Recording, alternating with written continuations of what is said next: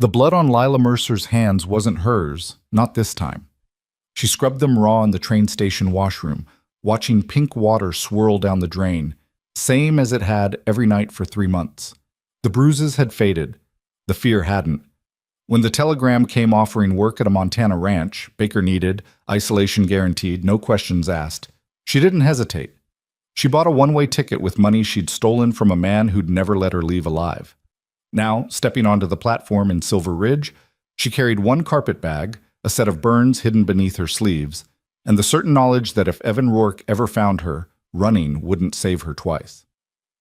Before we begin Lila's journey toward redemption and the family she never knew she deserved, I invite you to join me for this complete story. If it moves you, please leave a like and comment with your city. I love seeing how far these frontier tales travel. Now, let's step into the Montana wilderness of 1887, where bread, silence, and second chances are about to collide. The wagon that met Lila at Silver Ridge Station wasn't driven by Caleb Hart. A grizzled man with tobacco-stained whiskers and eyes like chips of flint sat hunched on the bench seat, reins loose in his weathered hands. He looked Lila up and down with the assessing gaze of someone inspecting livestock, then spat a stream of brown juice that landed dangerously close to her worn boots. "You the baker?" Lila straightened her shoulders, feeling the familiar weight of judgment settle over her like a yoke. "I am." He jerked his head toward the wagon bed. "Toss your bag in back. Name's Hewitt. I run the bunkhouse crew." She climbed up beside him without assistance, noting how he deliberately didn't offer a hand. The wagon lurched forward, wheels crunching over frozen mud as they left the small collection of buildings that comprised Silver Ridge behind. The November landscape stretched vast and unforgiving in every direction. Rolling grassland already gone bronze with winter's approach, mountains rising like broken teeth against a sky so blue it hurt to look at.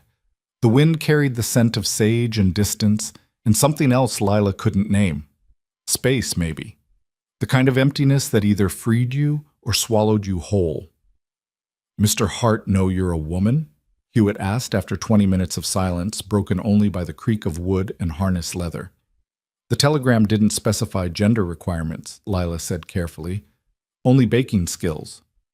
Hewitt worked his jaw, considering. "Well, he's going to know soon enough. Ranch is 2 hours out. Got time to set you straight on a few things." Lila waited, hands folded in her lap, while Hewitt gathered his thoughts like a man preparing to deliver unpleasant medicine. "Caleb Hart is a hard man," he said finally.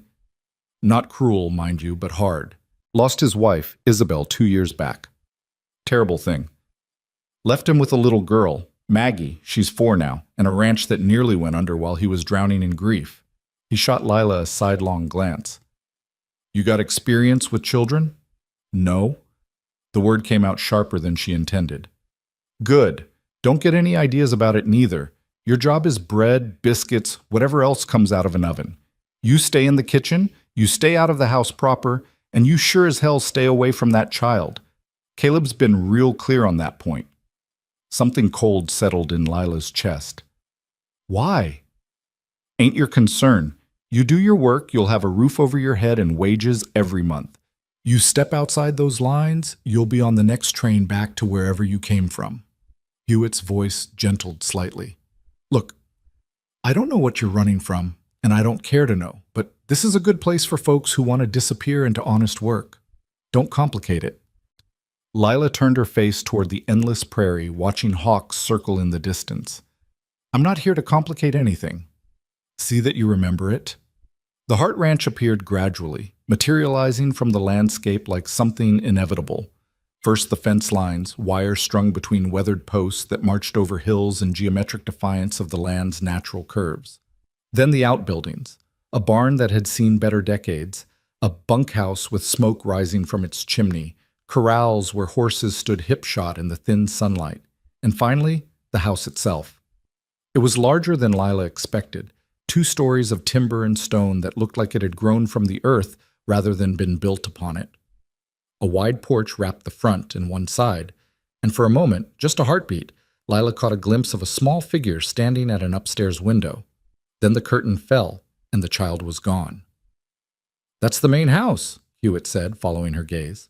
Your quarters are attached to the kitchen, separate entrance. You'll take your meals with the hands in the bunkhouse, except breakfast. You'll need to be cooking that before the rest of us are awake." He pulled the wagon up beside a side door that clearly led to the kitchen wing. Before Lila could climb down, the main door opened and a man stepped out onto the porch. Caleb Hart stood well over 6 feet, broad-shouldered and lean, in the way of men who worked hard and ate sparingly. His face was all harsh angles, sharp cheekbones, a jaw that looked carved from granite, and eyes the color of storm clouds that assessed Lila with the same flat intensity Hewitt had shown. But where Hewitt's scrutiny had been dismissive, Caleb's gaze carried weight, like he was measuring not just her competence but her potential to cause harm. His dark hair needed cutting, and exhaustion shadowed the skin beneath those gray eyes. He wore work clothes gone soft with wear, canvas pants, a chambray shirt, boots that had seen 1,000 miles.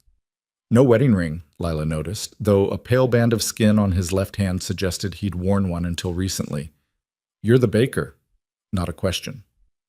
Lila Mercer. She met his eyes steadily, years of practice keeping her voice level. "Your telegram said room and board plus $30 a month." It did. He moved down the porch steps with the economical grace of someone who never wasted motion. Up close, she could see the fine lines around his eyes, the silver threading through his temples. "Can you bake?" "Yes." "How many men?" "I've cooked for households of 20. Your telegram said 12 hands plus yourself." Caleb nodded slowly. "Kitchen's through that door. You'll find it needs work. Previous cook left it in poor condition. I expect breakfast by 5, dinner at noon, supper at 6, bread daily. You're responsible for inventory. Make a list of what you need and give it to Hewitt every Saturday. He'll bring supplies back from town on Mondays." "Understood." "One more thing." His voice dropped, taking on an edge that made Lila's spine stiffen. "You see a little girl around the place, dark hair about this high. You walk the other direction. You don't speak to her. You don't acknowledge her. You sure as hell don't try to mother her. She's not your concern. Are we clear?" The words landed like blows, each one precise and meant to wound. Lila felt heat rise in her cheeks but kept her expression neutral. "Perfectly clear." "Good." He turned back toward the house, then paused. "Hewitt says you're running from something. I don't care what. Do your work, keep to yourself, and we'll have no problems." He disappeared inside before Lila could respond. Not that she had words for the complex tangle of shame and relief and anger his dismissal provoked. Hewitt cleared his throat, cleared his teeth. "I'll bring your bag to your room. You'll want to see the kitchen before dark." The kitchen was a disaster. Lila stood in the doorway, taking in the wreckage of neglect and incompetence with a sinking heart. Grease coated every surface, thick as butter. The massive cast-iron stove was caked with burned-on food, its surface a landscape of carbon deposits. The work table in the center of the room bore scars from knives used directly on the wood, and the shelves that should have held organized supplies were a chaos of half-empty sacks, rusted tins, and what appeared to be mouse droppings. The floor was worse. Sticky with spilled grease and tracked-in dirt, it squelched under Lila's boots as she moved deeper into the space. But beneath the filth, she could see potential. The stove, once cleaned, would be magnificent, big enough to bake a dozen loaves at once. The pantry was generous, even if it currently housed more cobwebs than food. And the windows, tall, south-facing windows, would flood the room with light come morning. Lila set down her carpet bag and rolled up her sleeves. She'd brought 2 spare dresses, 1 shawl, undergarments, and a slim leather case that held the only things that mattered: her mother's handwritten recipe book, a small tin of sourdough starter that had crossed 2 states in her coat pocket, and a set of burns on her forearms that she kept carefully hidden. Now she added another possession to her inventory: work. The kind of work that erased everything else.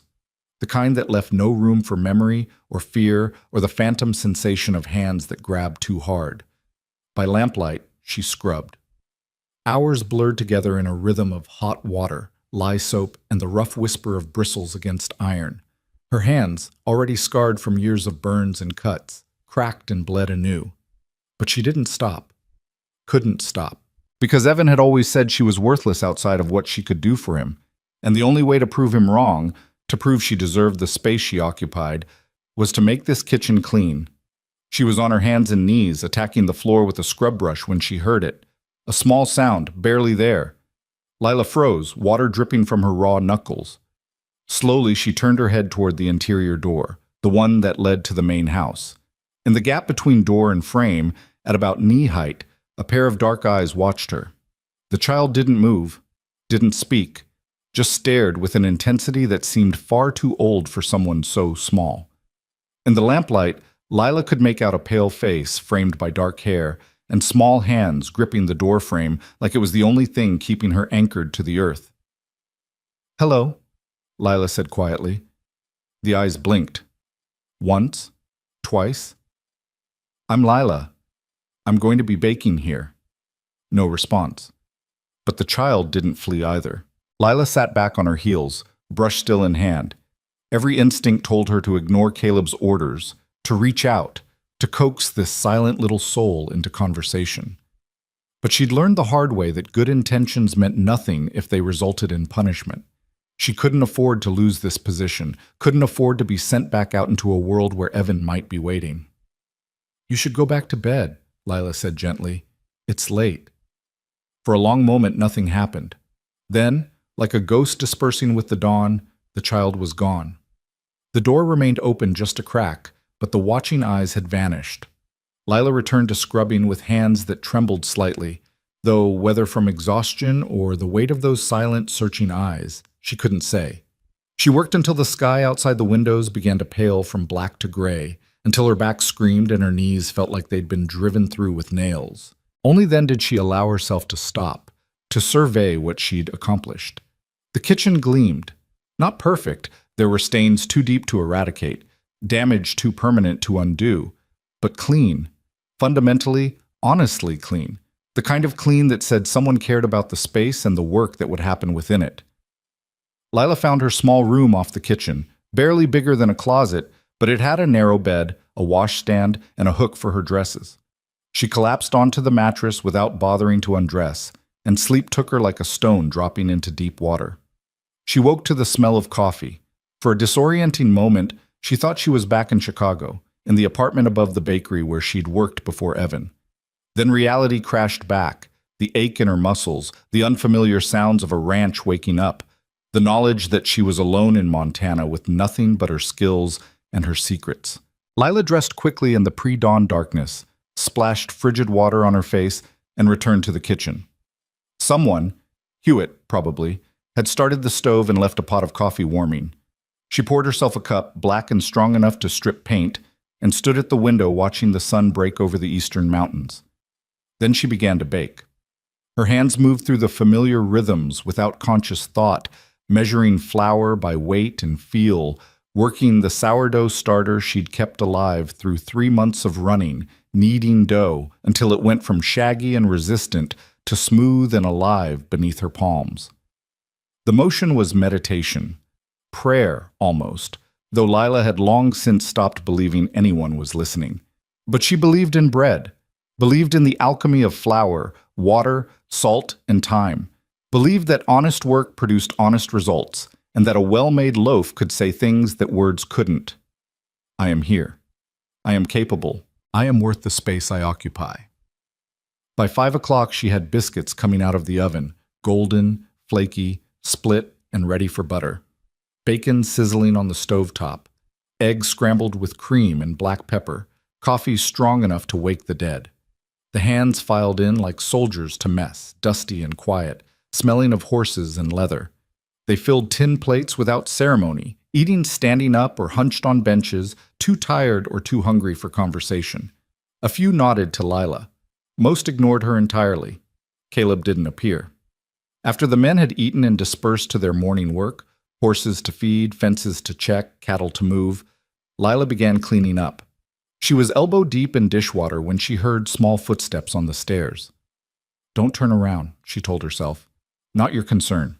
But she'd glimpsed the child through the interior door, and the image had lodged in her chest like a splinter.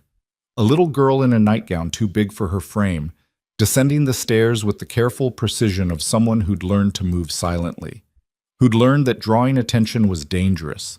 Lila knew that walk, had perfected it herself. "There's biscuits left," she said without turning around. "And jam. On the table." Silence. Then, so quietly she almost missed it, the whisper of bare feet on clean floorboards. Lila kept washing dishes, keeping her back to the room, giving the child space to decide. She heard the scrape of a plate, the soft sound of chewing. Then, after several long minutes, footsteps retreating back up the stairs. When Lila finally turned around, the plate was empty except for crumbs. And beside it, laid with careful precision, sat a single wildflower, half crushed, probably picked days ago, but chosen and offered nonetheless. Something cracked in Lila's chest. She picked up the flower, a late-blooming aster, purple petals gone papery with age, and tucked it into her apron pocket. Then she returned to work, blinking hard against the sudden sting in her eyes. The days developed a rhythm. Wake before dawn, start the stove, bake bread while the world was still dark. Feed the hands, clean. Prepare dinner. Feed the hands, clean. Prepare supper. Feed the hands, clean. Sleep. Repeat. Between meals, Lila transformed the kitchen. She organized the pantry, discarding anything spoiled or weevil-infested, making careful lists of what they'd need. She scrubbed the shelves until they shone. She oiled the work table, restoring some dignity to its scarred surface. She even tackled the root cellar, hauling out rotted vegetables and scrubbing down the stone walls until they no longer smelled like death. The hands began to notice. "Bread's good," said the cowboy named Chen one morning, his accent carrying the music of Cantonese beneath the English. "Real good. Best we've had." "Apple pie yesterday was something," added a freckled kid named Tommy, who couldn't be more than 16. "Ma used to make pie like that." Hewitt said nothing, but Lila caught him taking an extra biscuit when he thought no one was looking. Caleb remained absent from meals, taking his food in the main house. But twice, Lila glimpsed him through the windows. Watching the men work, his face set in lines of permanent tension, like a man holding himself together through sheer force of will. And every morning, after the hands had eaten and left, the little girl appeared. She never spoke, never acknowledged Lila directly. But she came, descending the stairs in her too large nightgown, and she ate whatever Lila left on the table, sometimes biscuits with honey, sometimes thick slices of bread with butter. Once, a leftover cinnamon roll that made the child's eyes go wide with something that might have been joy. And always, she left something behind. Flowers at first, then a smooth river stone, a feather, a button that looked like it had come from a fancy dress, small treasures, carefully chosen, laid beside empty plates like offerings to a silent god. Lila kept them all in a tin she'd found in the pantry, hidden behind the flour sacks where no one would see. She told herself it didn't mean anything, that she was just doing her job, feeding the people on this ranch, no different from feeding the hands. But late at night, lying in her narrow bed, she'd think about those dark, watching eyes and feel something dangerous unfurl in her chest.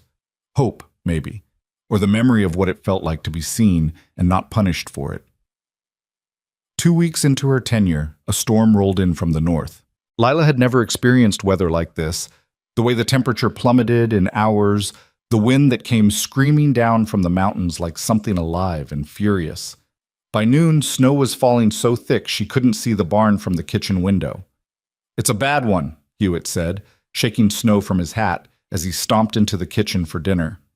"Caleb's got the men bringing the herd down to the near pasture. We'll lose some, but hopefully not many." "Will they make it back before dark?" Lila ladled stew into bowls, adding extra cornbread to compensate for the cold burning through the men's reserves. "Should. If not, they'll shelter in the line shack up north." He accepted his bowl gratefully. "You'll be all right here? Storm might last a few days." "I'll be fine."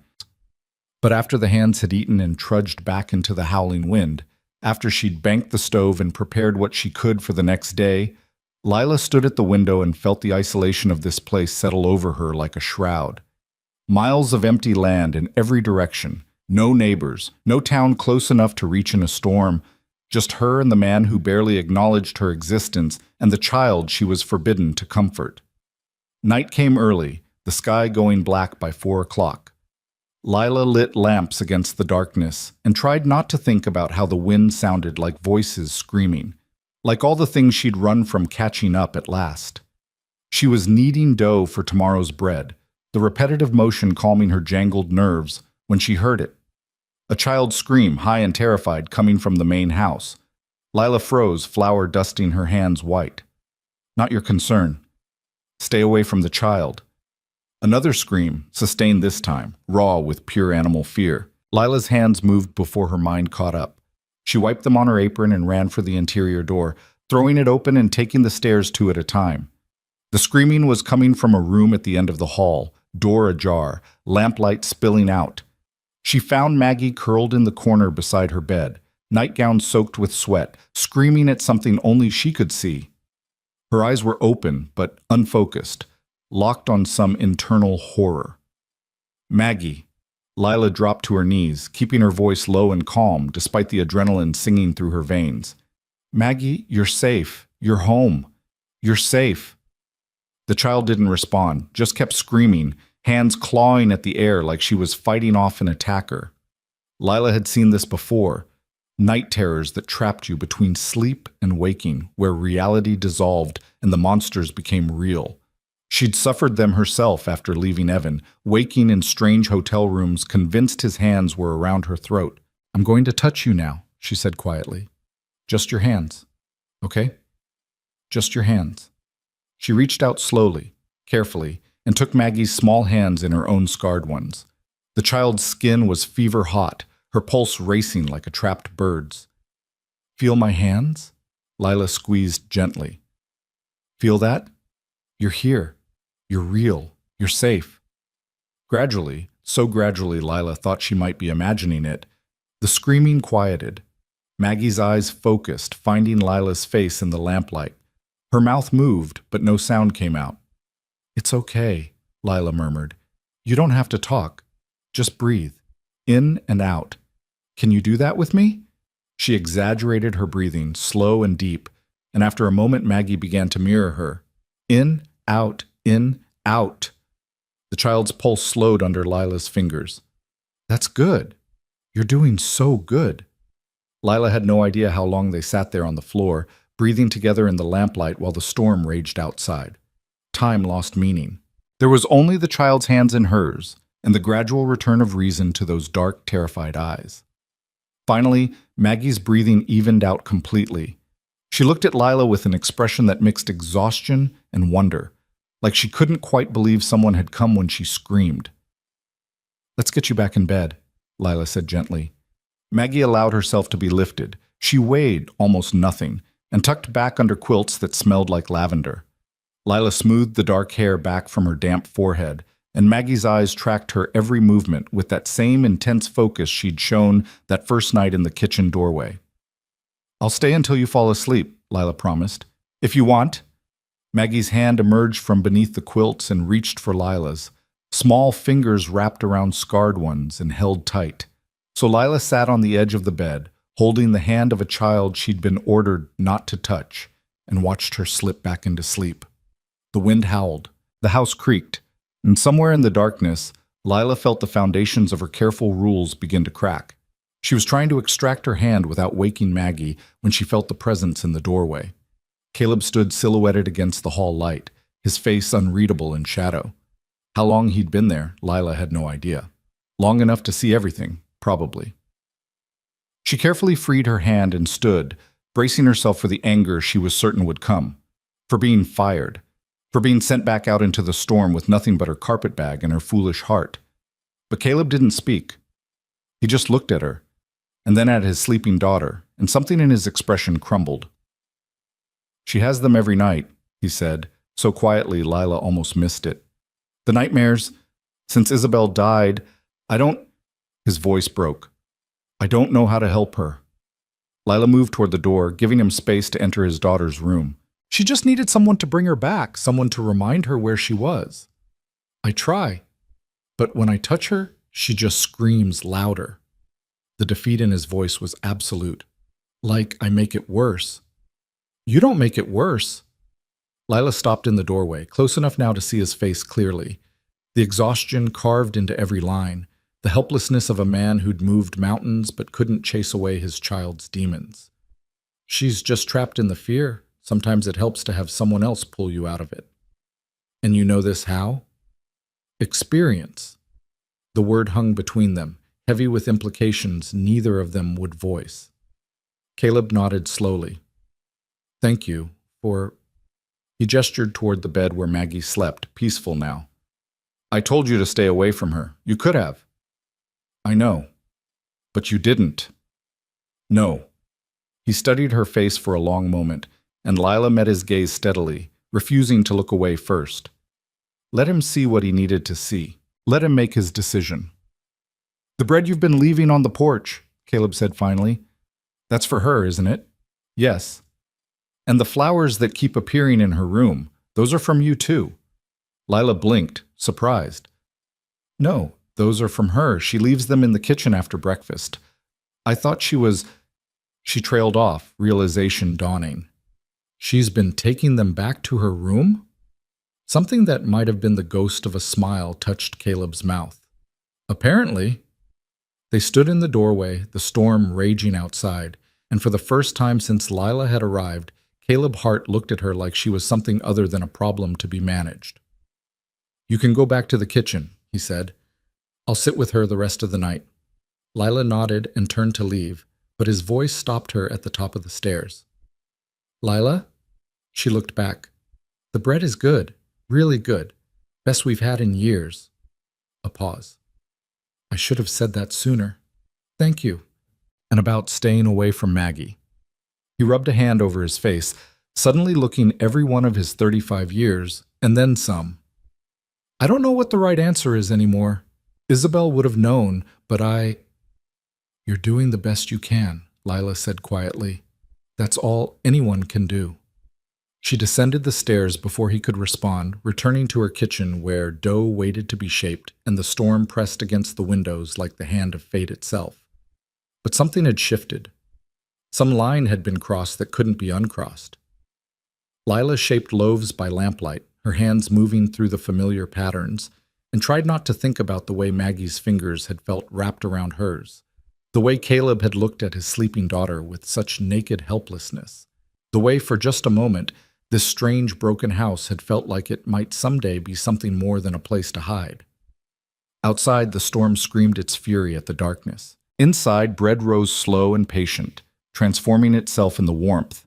And upstairs, a man who'd forgotten how to hope sat beside his daughter's bed, watching her sleep, and wondered if maybe, just maybe, the baker who'd appeared out of nowhere might be exactly what his shattered family needed, even if neither of them were ready to admit it yet.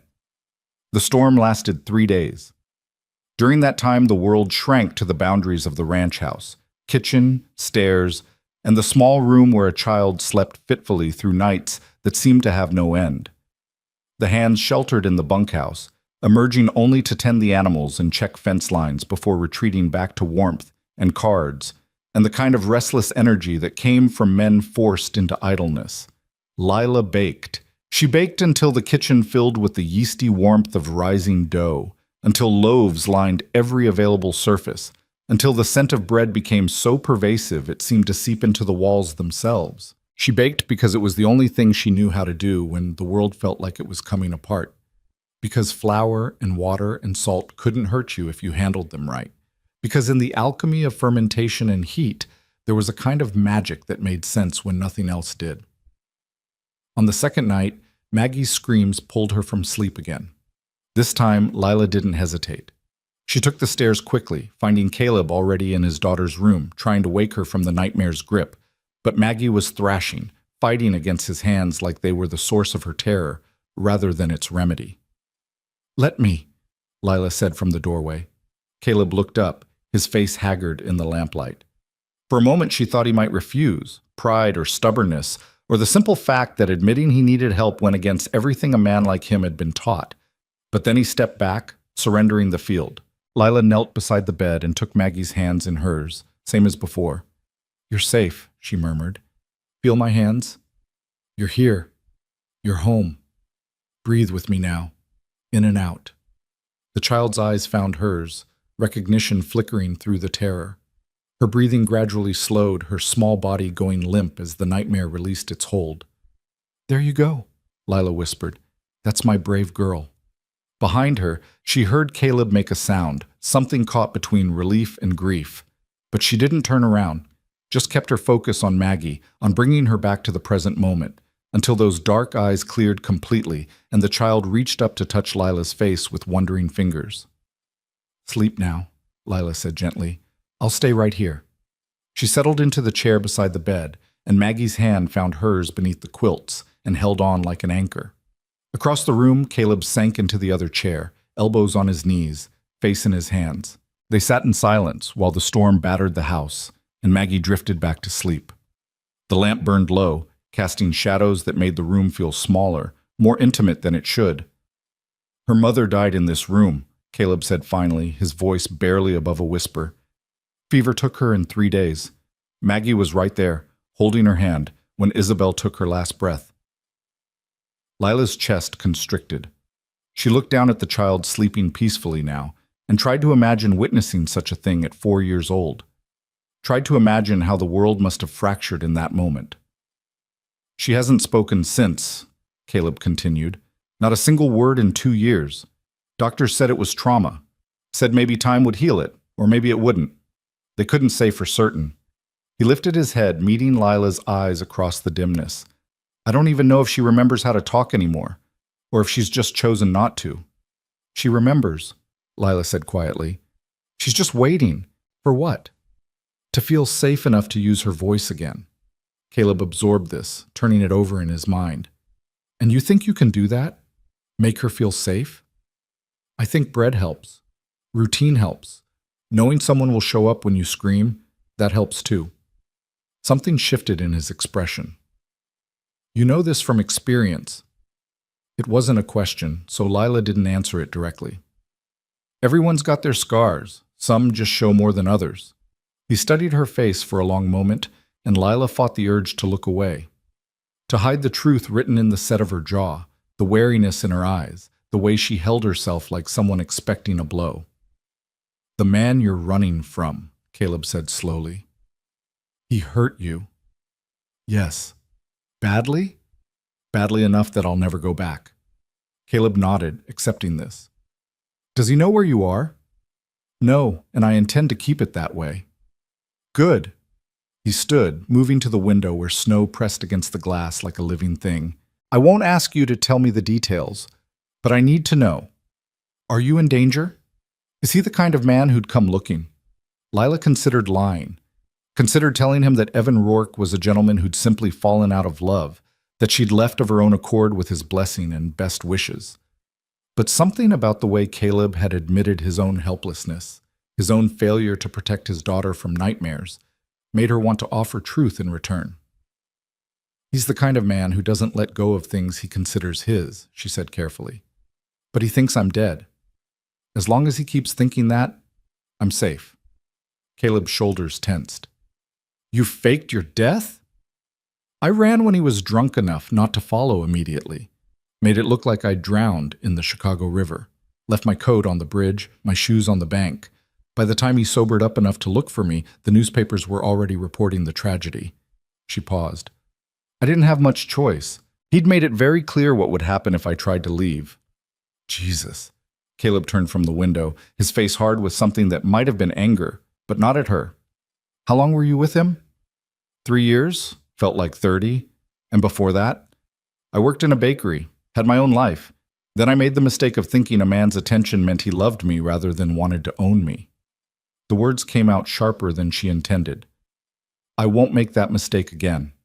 Caleb held her gaze, and something like understanding passed between them. Two people who'd learned the same lesson from different teachers. Love could destroy you if you let it. Better to build walls. Better to stay alone than risk that kind of devastation again. "I'm sorry," he said finally, "for what you went through, and for being so cold when you arrived. I thought—" He rubbed a hand over his face. "I don't know what I thought. That keeping Maggie isolated would protect her somehow. That if I didn't let anyone close, we couldn't lose anyone else. Did it work?" "No, just made everything harder." He looked down at his sleeping daughter, and the grief in his expression was so raw, Lila had to look away. "I'm failing her. Every day, I wake up and try to be what she needs, and every day I fall short. And I don't know how to fix it." Lila thought about the flowers Maggie left in the kitchen, the careful way she ate the bread Lila made, the trust in her eyes when Lila's hands pulled her from nightmares. "You're not failing her," she said quietly. "You're keeping her alive, keeping the ranch running. That's not nothing. It's not enough either.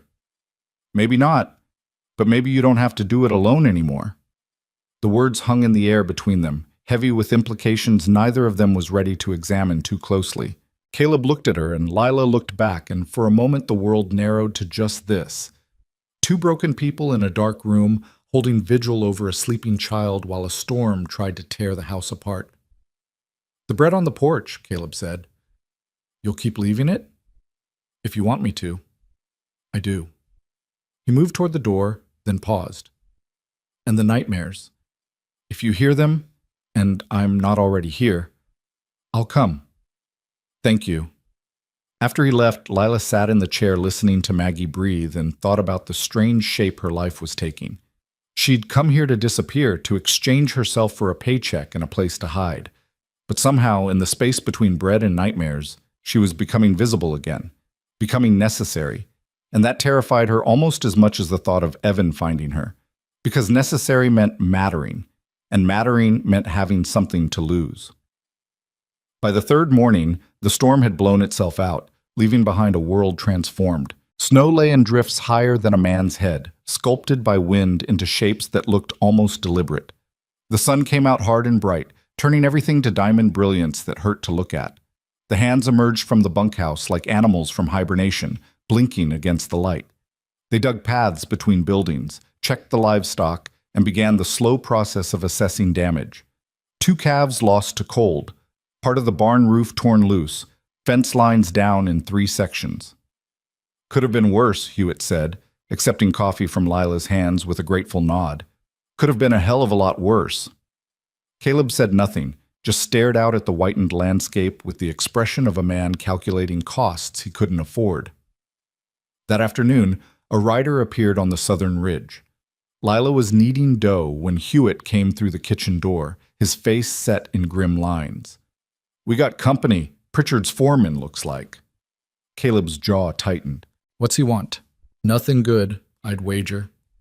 They went out to meet the rider, a lean man in expensive clothes that looked out of place against the rough landscape. Lila watched through the window as they talked, noting the way Caleb's shoulders went rigid, the way his hands curled into fists at his sides. When the rider left, Caleb stood in the yard for a long time, staring at nothing. Then he turned and walked toward the barn without a word to anyone. "What was that about?" Lila asked when Hewitt came back inside. The old cowboy poured himself more coffee, his movements heavy with fatigue and worry. "Marcus Pritchard owns the land north of here. Been trying to buy Caleb out for 2 years now, wants to run a big cattle operation, and Heartland sits right in the middle of his plans. And Caleb won't sell? This ranch has been in his family 3 generations. His grandfather broke this land, built the house with his own hands. Caleb would sooner die than sell it to a man like Pritchard." Hewitt's expression darkened. "But Pritchard's not the kind to take no for an answer. He's got resources Caleb doesn't. Money, connections, men who aren't too particular about how they get things done." A cold weight settled in Lila's stomach. What did the foreman want? "Made another offer, higher than the last one, but still an insult for what this place is worth. Gave Caleb until spring to decide." He met her eyes, and she saw real fear there. "But the thing is, Caleb's already in debt up to his eyeballs. Lost too much stock last winter, and then Isabel's medical bills before she died. They nearly bankrupted him. Another bad season, and the bank will foreclose whether he wants to sell or not. Does Pritchard know this? I'd bet my last dollar on it." Hewitt set down his cup with more force than necessary. "That son of a bitch is waiting for Caleb to fail. Soon as the bank takes the land, Pritchard will be right there to buy it for half what it's worth." Lila turned back to her dough, working it with renewed intensity as her mind raced. She'd fled one kind of trap only to land in another. If the ranch failed, she'd be out of work again, out of hiding. And the thought of going back out into the world where Evan might be waiting made her hands shake. But more than that, and this was the part that scared her most, she'd started to care about this place, about the child who left flowers in exchange for bread, about the man who sat vigil beside his daughter's bed with the helpless devotion of someone who'd already lost too much. She couldn't let them lose this too.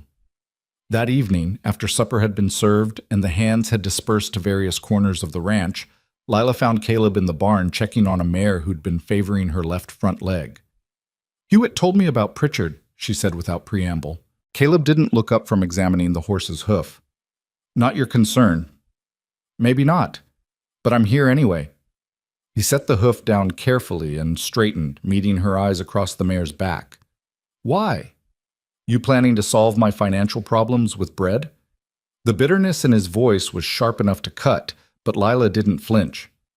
"No, I'm planning to help if I can, and stay out of the way if I can't, but I deserve to know if I'm about to be out of work come spring." Caleb's expression softened slightly. "Fair enough." He moved around the horse, running a hand along her neck in the absent way of someone who'd spent a lifetime with animals. "Truth is, I don't know. I owe the bank more than I can pay without selling stock. But if I sell stock, I won't have enough breeding pairs to rebuild the herd. And if I don't rebuild the herd, you can't make enough to pay the bank." "Exactly." He leaned against the stall door, exhaustion written in every line of his body. "I keep running the numbers trying to find a way out. But every path leads to the same place, losing this ranch." Lila thought about the hands she'd fed every day for 3 weeks.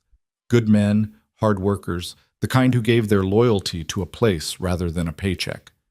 "What about the men? Do they know?" "Some suspect, but I haven't told them outright. Seems cruel to ruin their winter with problems they can't fix." "They deserve to know. This is their home too." Caleb looked at her sharply.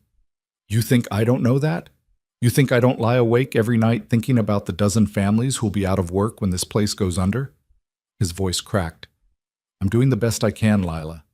But my best isn't good enough. It hasn't been good enough since Isabel died, and I don't know how to make it better." The rawness in his admission hit her like a physical blow. She'd seen him hard and cold and closed off, but this vulnerable honesty was something else entirely. Something that made her want to reach across the space between them and offer comfort she had no right to give. Instead, she said, "Tell me the numbers." "What?" "The debt. What you owe, what you make, what you need.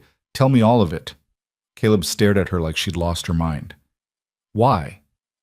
"Because sometimes a fresh set of eyes sees solutions you can't. Because I'm good with numbers.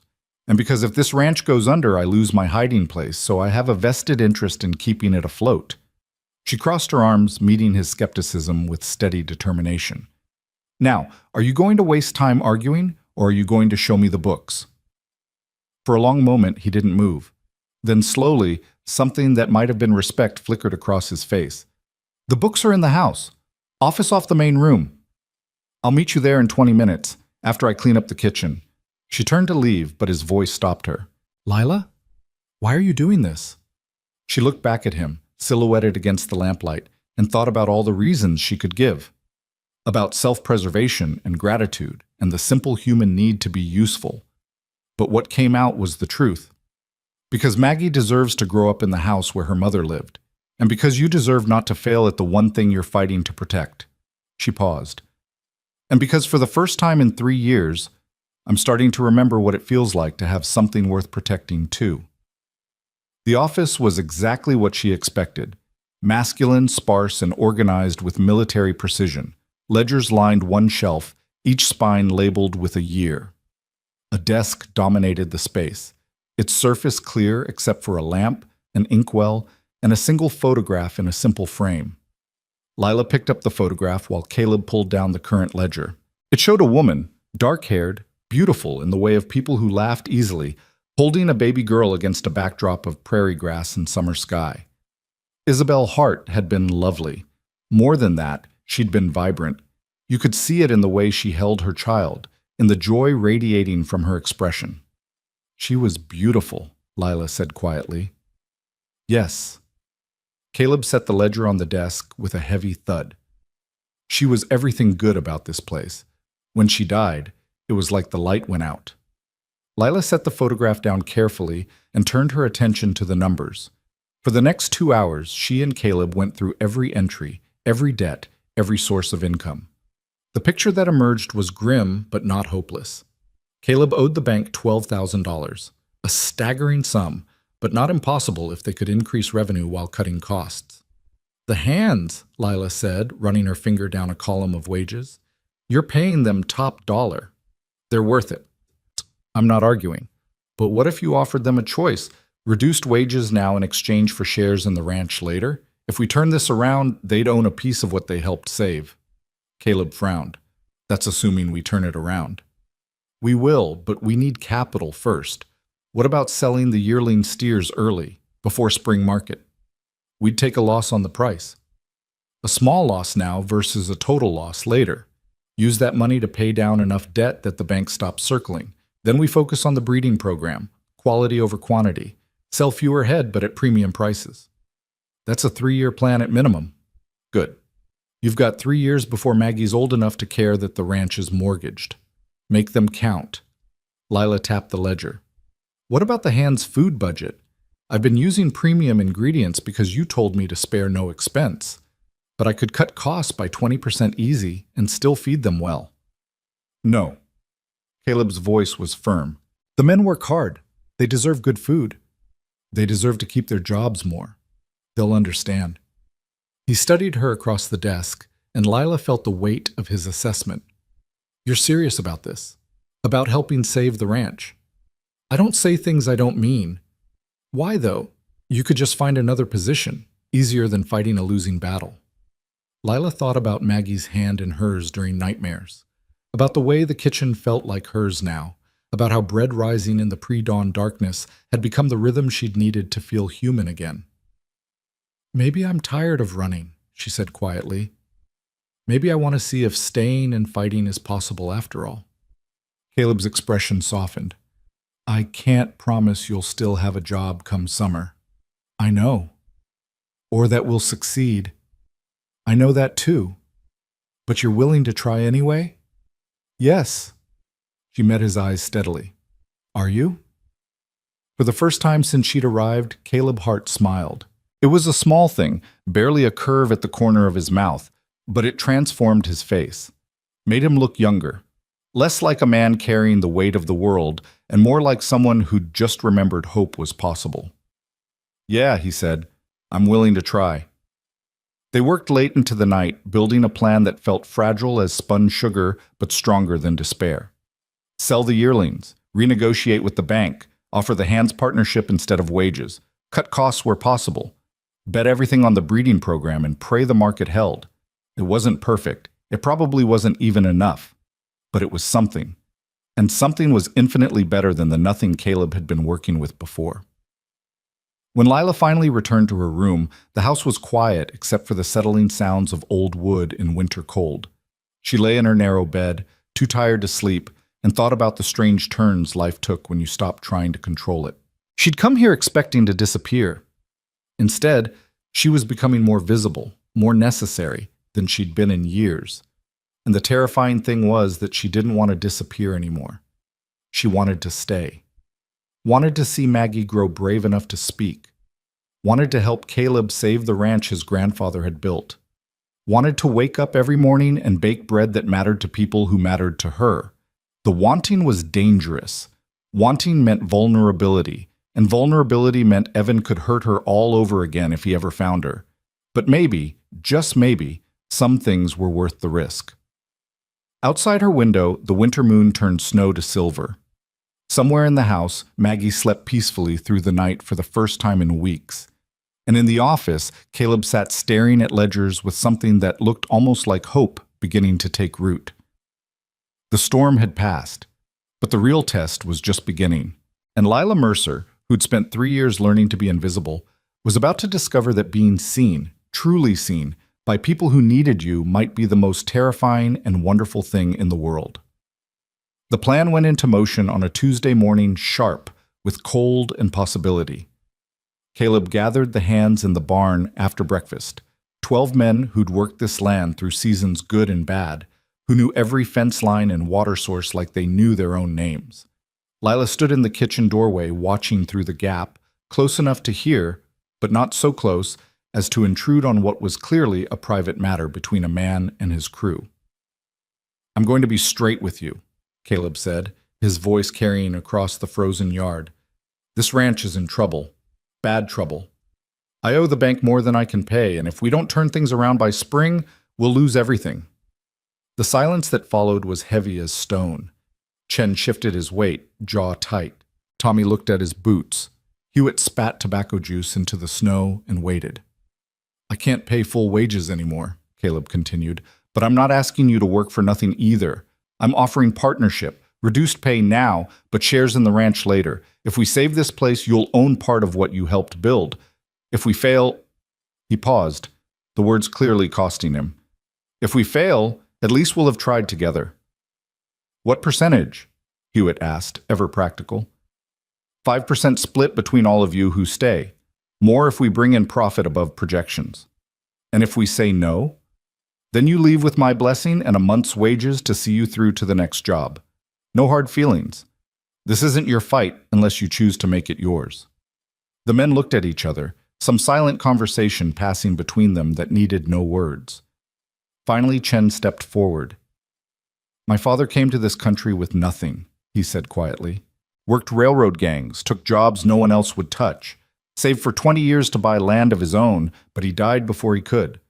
This is the closest I'll ever get to owning something that matters."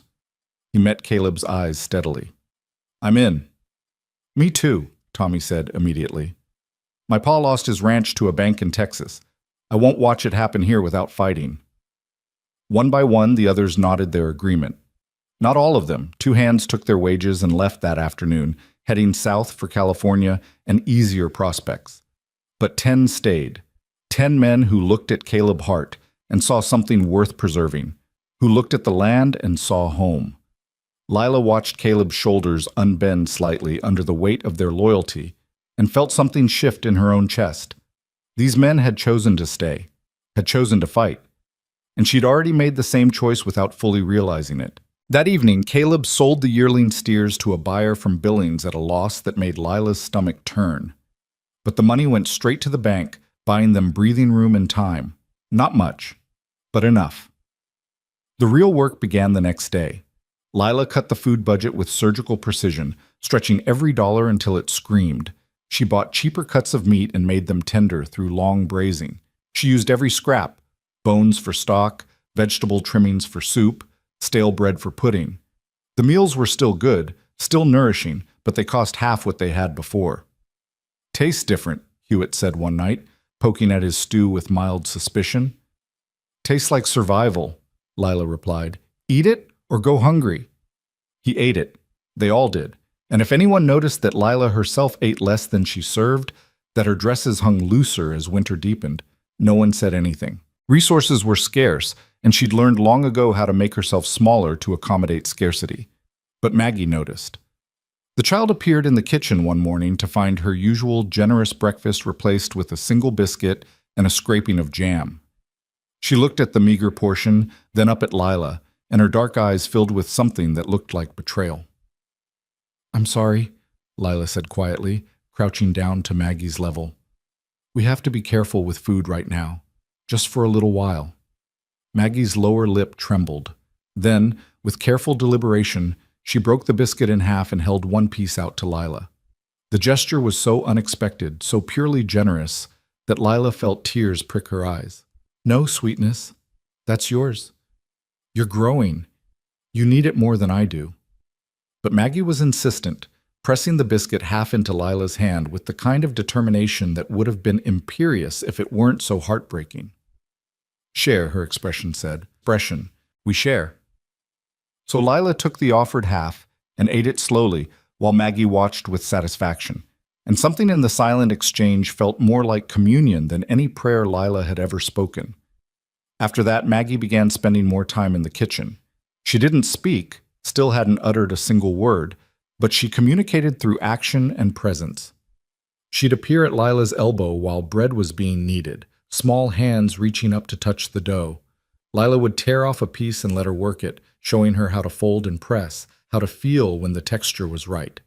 They developed a rhythm together. Lila would shape loaves while Maggie arranged the smaller pieces into primitive forms, animals mostly, though some were abstract enough to defy identification. When the bread came out of the oven, golden and perfect, Maggie would clap her hands in silent delight. Caleb would find them like that sometimes, flour-dusted and focused, working side by side in the warm kitchen while winter pressed against the windows. He never interrupted, just stood in the doorway watching his daughter do something that looked almost like healing, and the expression on his face was complex enough that Lila had to look away. January arrived with brutal cold that turned breath to ice and made the morning walk to the barn an exercise in survival. The hands worked in shifts, checking cattle, breaking ice on water troughs, hauling feed through snow that came up to their knees. It was exhausting, relentless work, and by night they fell into their bunks too tired even for cards. Lila kept them fed, kept the kitchen warm, kept bread rising and coffee hot, and made sure no one went out into the cold without something solid in their belly. It wasn't enough. She knew it wasn't enough. But it was what she had to give.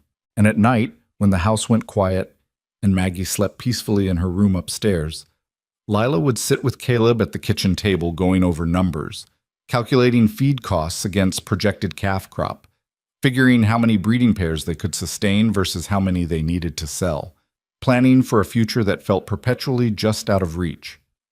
"We're going to make it," Caleb said one night, more hope than certainty in his voice. "Yes," Lila agreed, though she wasn't sure she believed it any more than he did. But believing didn't matter as much as trying, and they were both very good at trying. The trouble came on a morning in late January, arriving in the form of 3 men on horseback.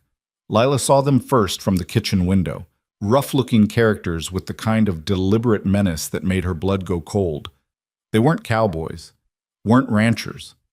They were hired muscle, the type who got paid to deliver messages that polite society wouldn't stomach. Pritchard's men. She wiped her hands on her apron and went to find Caleb. He was in the barn with Chen, checking on a cow who'd calved overnight. The look on Lila's face must have said enough because he handed the newborn calf to Chen and followed her outside without a word. The men had dismounted in the yard. The leader, a big man with a scar bisecting one eyebrow, smiled when he saw Caleb, and there was nothing friendly in the expression. "Hart, Mr. Pritchard asked me to deliver a message." "I'm listening." "He's heard you're having financial difficulties. Real shame, that. He wanted me to remind you his offer still stands. In fact, he's prepared to increase it, given the circumstances." Caleb's jaw tightened.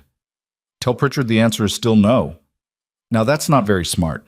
See, Mr. Pritchard is a patient man, but his patience has limits, and he's starting to think maybe you need some help understanding the gravity of your situation.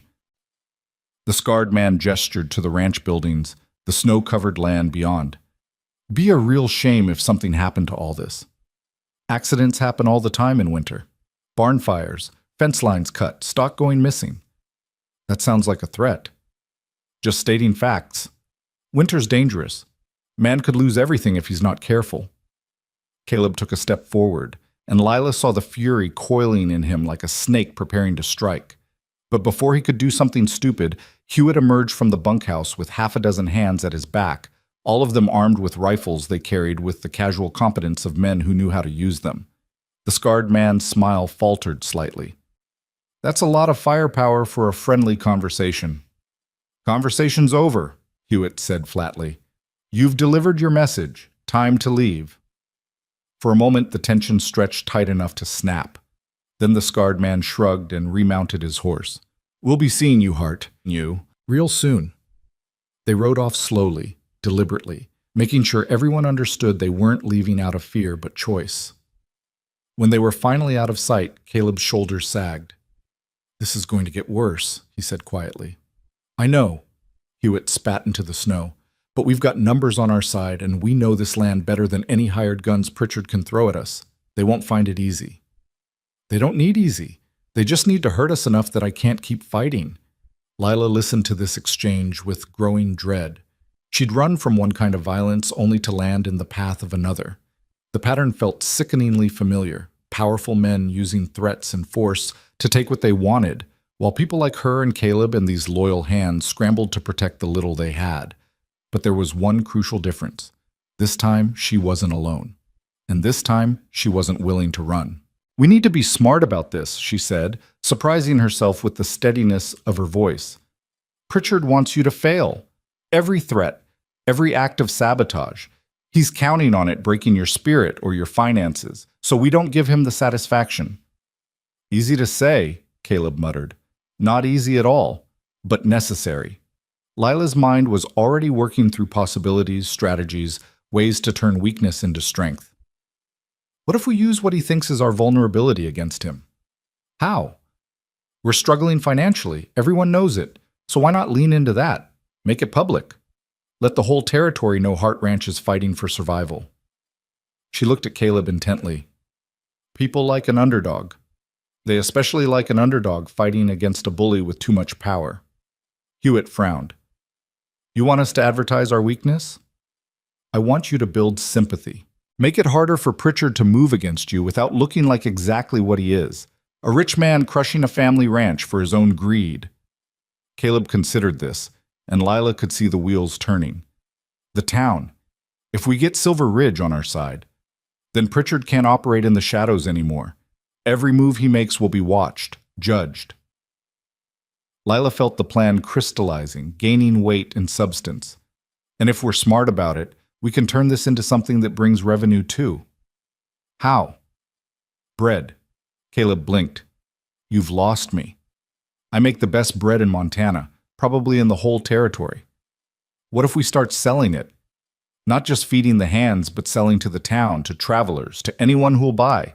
We package it as something special, frontier bread, made on a ranch fighting to survive. People love a story, Caleb. Give them one worth buying into.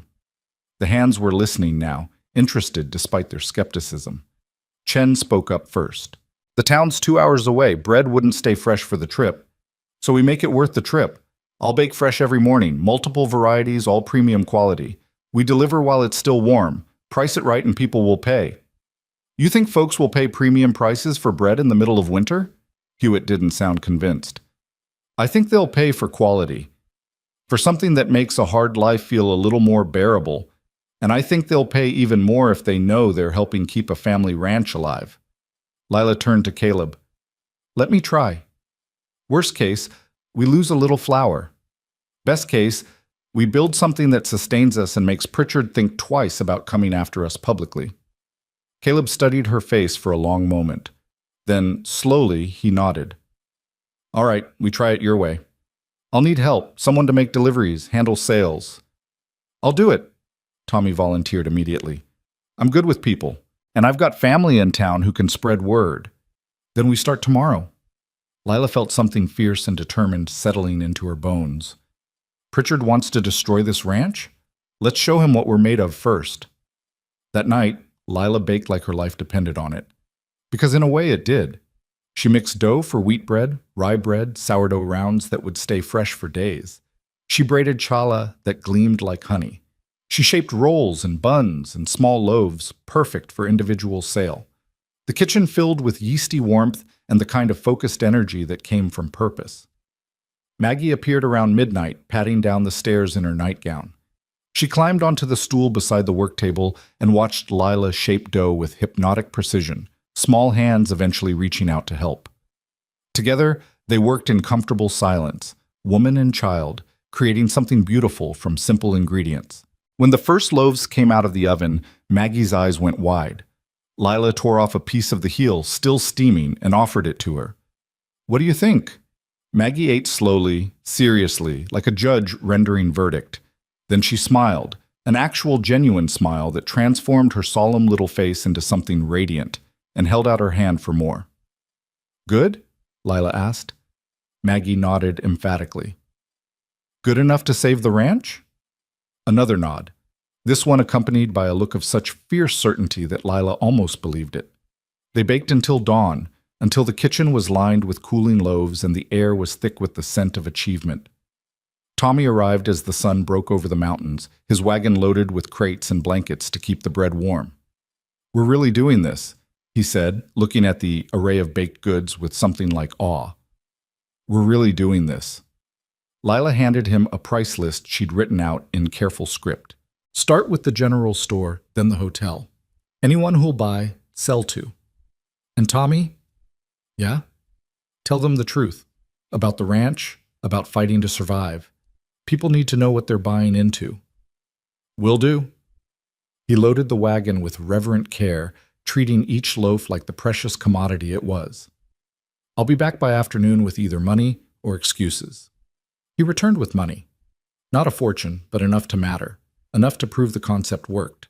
The general store had taken 24 loaves and promised to order more. The hotel wanted standing deliveries for their dining room, and 3 families had bought directly, paying premium prices for bread that tasted like home. They asked questions, Tommy reported, counting coins onto the kitchen table. About you, about the ranch. I told them what you said, that we're fighting to keep this place alive, and every loaf they buy helps. Mrs. Chen at the store, she cried. Said her own family lost their land back in '79, and she'd be damned if she'd watch it happen to someone else without doing her part. Lila felt emotion clog her throat. People are good. Some people, Tommy agreed. The ones that matter. Word spread faster than Lila expected. By the end of the week, orders were coming in from ranches she'd never heard of. From the railroad camp 20 miles east. From travelers passing through who'd heard about the baker at Hart Ranch, who made bread worth the detour. Tommy made daily runs, and still they couldn't keep up with demand. I need help, Lila told Caleb after a particularly exhausting day. I can't bake enough by myself. What do you need? Another set of hands, someone I can train. Caleb looked at his daughter, who was currently covered in flour up to her elbows, grinning while she pounded dough with the intensity of someone performing important work. I think I know someone. So Maggie became Lila's official assistant. She couldn't knead bread properly yet.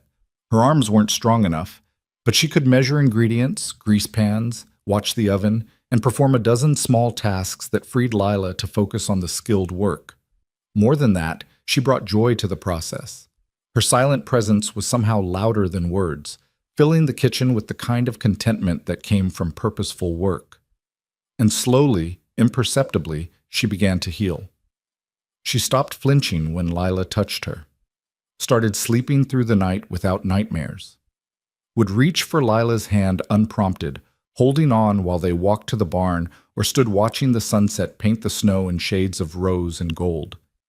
She still didn't speak.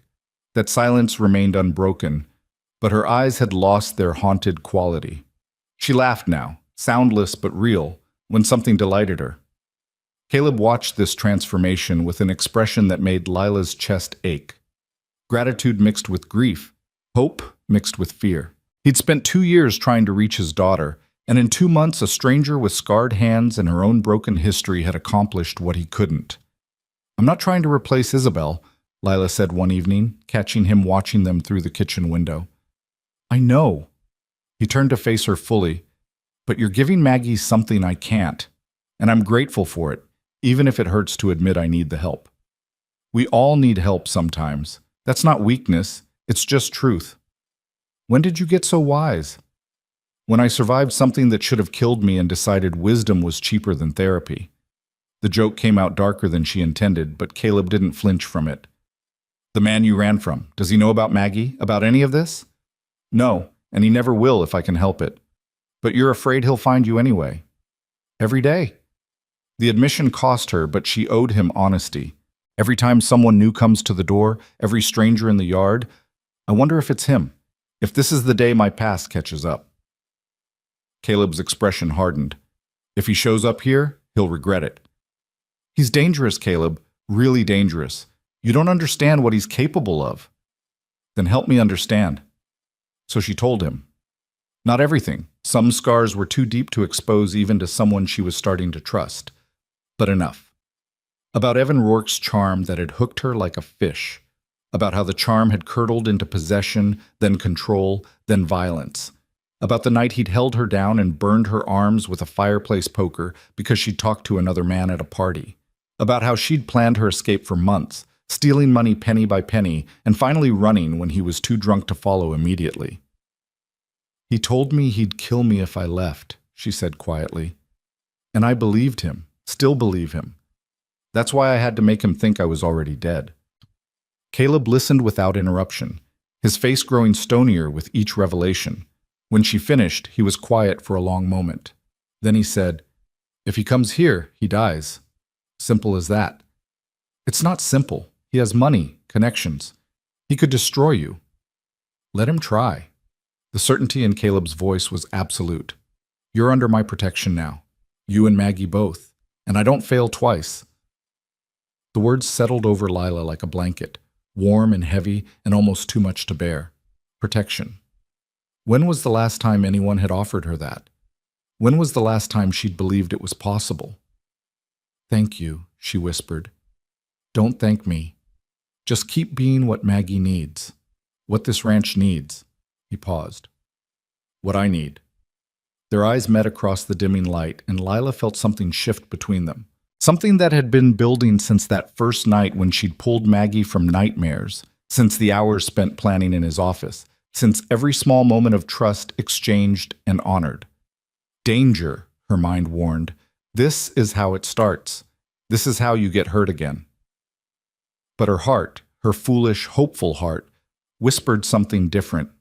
Maybe not all men are Evan. Maybe this one is different. Maybe you're allowed to want something good after surviving something terrible. The moment stretched, fragile and full of possibility. Then Maggie appeared in the doorway, clutching her favorite stuffed rabbit, and the spell broke. Bedtime, Caleb said, his voice rougher than usual. Come on, little one. He scooped his daughter into his arms, and she went willingly, resting her head on his shoulder with the trust of someone who knew she was safe. As they climbed the stairs together, Maggie looked back at Lila and waved, a small gesture but deliberate, inclusive. Good night, it said. See you tomorrow. Lila waved back, throat tight with emotions she didn't have names for. That night, she dreamed of bread rising in the darkness, of a child's laughter filling a kitchen, of a man with storm cloud eyes looking at her like she was something precious rather than something to be used. And for the first time in 3 years, her dreams didn't turn into nightmares.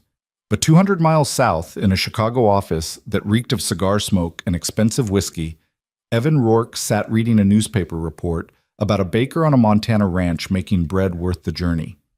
The article mentioned no names, but it described a woman with scarred hands and a gift for creating something beautiful from simple ingredients, and Evan Rourke's eyes narrowed with terrible recognition.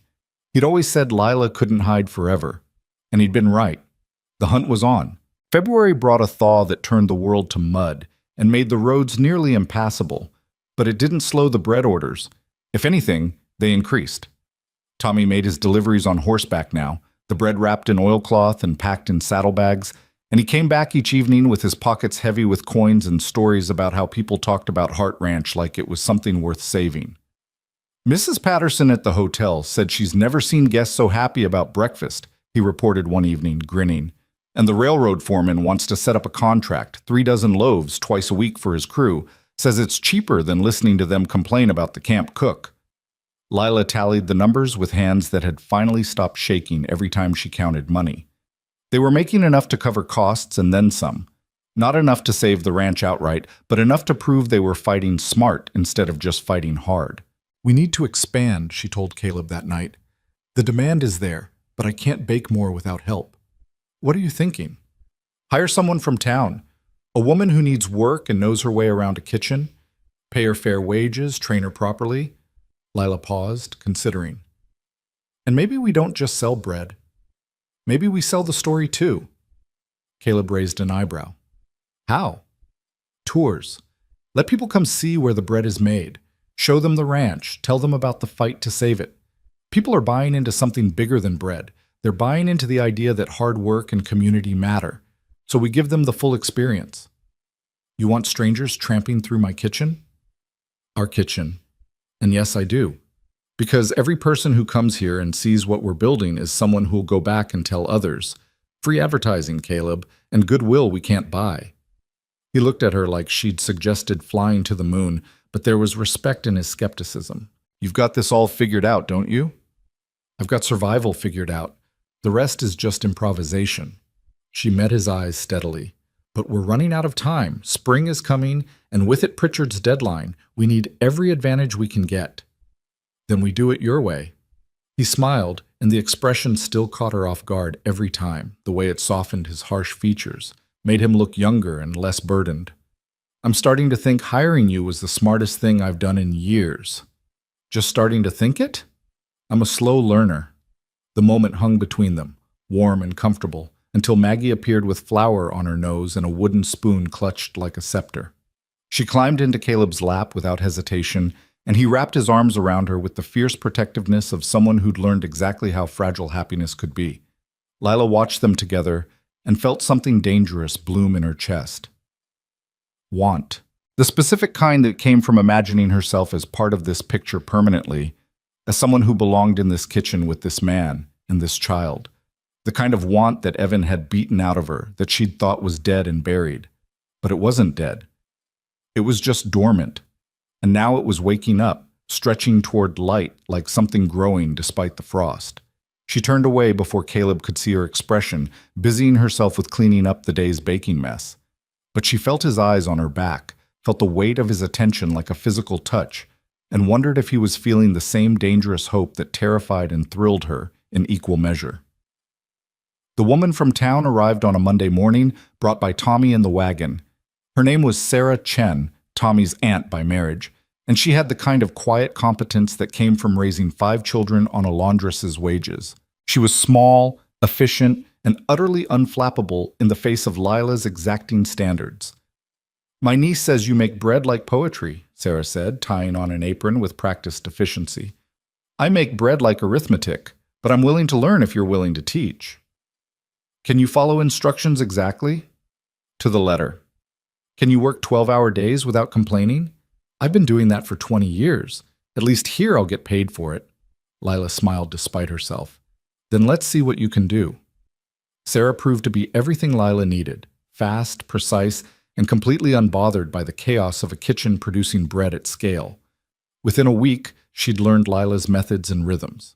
Within 2, she was handling half the production herself, freeing Lila to experiment with new recipes and manage the growing business side of their operation. The tours started small. A family from Silver Ridge who'd heard about the ranch and wanted to see where the famous bread came from. Lila showed them the kitchen, explained the process, let them taste samples warm from the oven. They left with arms full of bread and eyes full of something that looked like inspiration. "My husband lost his job at the mill," the wife said as they were leaving. "Seeing what you've built here, it makes me think maybe we can build something too, something that's ours." Word spread. More families came. A reporter from the territorial newspaper arrived and wrote a story that painted Hart Ranch as a beacon of frontier resilience. Orders doubled, then tripled. Lila hired 2 more women from town, both widows who needed work and brought their own expertise to the kitchen. The ranch began to feel alive again, in a way Caleb said it hadn't since before Isabel died. There was purpose in the air, energy that went beyond mere survival. The hands walked taller. Maggie laughed more. And Caleb looked at Lila sometimes like she'd performed a miracle instead of just doing what needed to be done. "We're going to make it," he said one evening in early March, reviewing the books with an expression that mixed disbelief and hope. "The bank payment is due in 2 weeks, and we have enough. Actually, have enough." "Don't spend it yet," Lila cautioned, though she felt the same giddy relief. "We need reserves for spring planting, for, I know, but let me enjoy this for 5 minutes before I start worrying about the next crisis."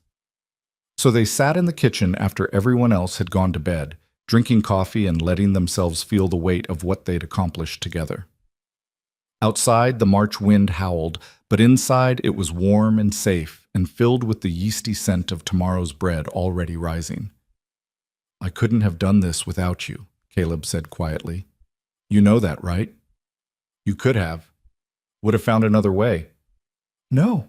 I was drowning before you got here, going through motions, waiting for the inevitable. You gave me something to fight for beyond just stubborn pride. I gave you bread recipes and budget cuts. That's hardly... You gave me hope." He reached across the table and took her hand, and the touch sent electricity up her arm. "You gave Maggie a reason to smile again. You gave this whole ranch a second chance. That's not nothing, Lila." She looked down at their joined hands, his scarred from work and weather, hers from burns and hard use, and thought about how strange it was that broken things could fit together so perfectly. "You gave me a place to be safe," she said quietly. "A place where I could be useful instead of just scared. That's not nothing either." "Is that all this is to you? Safety and usefulness?" The question hung in the air between them, weighted with all the things neither of them had said out loud. Lila's heart hammered against her ribs, warning and want warring in her chest. I don't know, she admitted. I don't know how to want things anymore without being terrified of losing them. Me neither. Caleb's thumb traced circles on the back of her hand, the touch so gentle it made her want to cry. But I'm starting to think maybe being terrified is better than being numb. Before Lila could respond, before she could examine too closely what he meant and what she wanted it to mean, the sound of hoofbeats shattered the moment. They both stood quickly, moving to the window. In the moonlight, a single rider was approaching fast, pushing his horse harder than was wise on muddy roads. As he got closer, Lila recognized him, one of Tommy's cousins who worked at the telegraph office in town. Caleb was out the door before the rider had fully stopped, Lila close behind. The young man was breathing hard, his face pale in the lamplight. Mr. Hart, got a telegram for Miss Mercer. Marked urgent. He handed over a folded paper with trembling hands. Came in from Chicago just after sunset. Figured it couldn't wait till morning. Lila's blood turned to ice. Chicago. The only person in Chicago who knew her name was Evan. She took the telegram with numb fingers, and Caleb dismissed the rider with a coin and quiet thanks. Then they stood in the yard, the wind whipping around them, while Lila stared at the paper like it was a snake. Want me to read it? Caleb asked gently. She shook her head and unfolded it with hands that had started shaking again. Lila. Stop found you. Stop coming for what's mine. Stop nowhere to run this time. Stop Evan. The words blurred as Lila's vision tunneled. This was it. The nightmare she'd been running from, catching up at last. Evan knew where she was, knew she was alive, and he was coming. Lila. Caleb's voice seemed to come from very far away. Lila, what does it say? She handed him the telegram mutely and watched his face harden as he read. When he looked up, his eyes were storm-dark and furious. When? I don't know. Soon, probably. He's not patient when he's angry. Her voice sounded strange to her own ears, flat and distant. I have to leave, tonight, before he gets here and ruins everything you've built. The hell you do. Caleb, you don't understand. He'll destroy this place just to punish me. He'll hurt anyone I care about. He'll do nothing because he's going to have to go through me first. Caleb gripped her shoulders, forcing her to meet his eyes. You're not running, not this time. You hear me? You can't protect me from him. Watch me.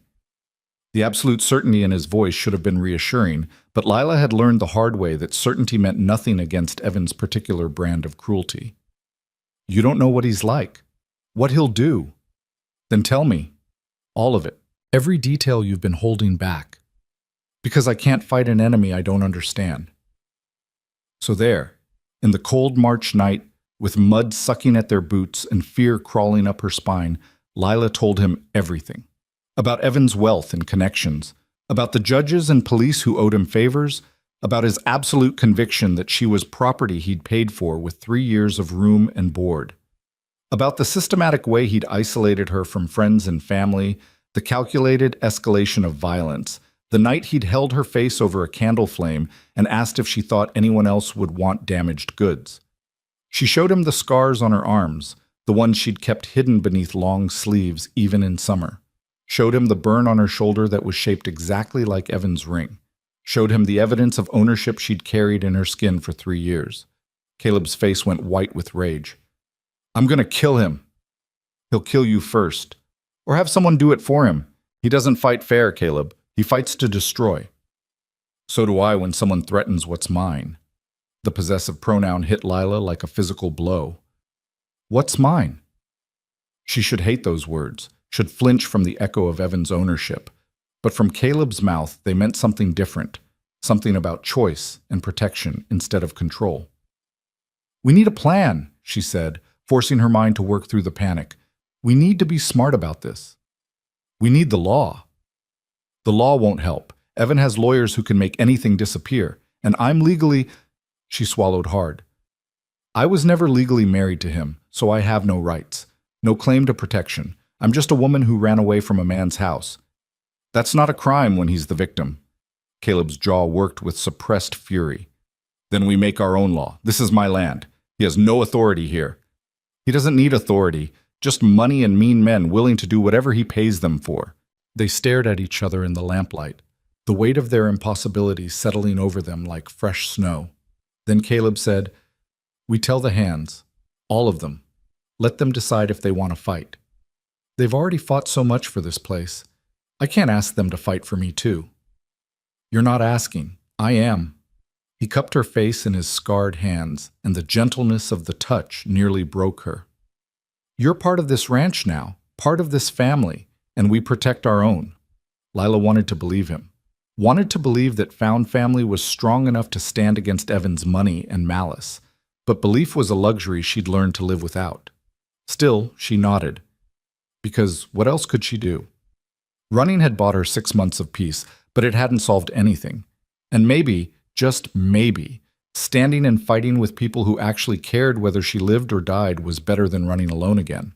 They gathered the hands in the barn at dawn, all of them armed and wary after Caleb's urgent summons. Lila stood beside him, chin up, despite the fear making her hands shake, and watched as he explained the situation with brutal honesty. "A man is coming who means to hurt Lila. Maybe hurt all of us if we stand in his way. He's rich, he's connected, and he's the kind of evil that doesn't need a reason beyond wanting what he can't have." Caleb's voice rang clear in the cold barn. "I'm asking you to fight. Not ordering. Asking. Because this isn't your battle unless you choose to make it yours." The hands looked at each other, some silent conversation passing between them. Then Hewitt stepped forward. "She makes damn good bread," he said simply. "Be ashamed to let some Chicago bastard ruin that." Chen nodded. "My people know something about rich men who think they own other people. We're in." One by one, the others agreed. Even Sarah and the kitchen women, who'd come up from the house when they heard the commotion, stood ready to fight in whatever way they could. "Thank you," Lila managed, though the words felt inadequate for what they were offering. "You don't have to do this." "Yeah, we do," Tommy said, checking his rifle with the casual competence of someone who'd grown up on the frontier. "You're one of us now, and we take care of our own." The wait was agonizing. They went through the motions of normal ranch work, but everyone was tense watching the southern horizon for riders that didn't come.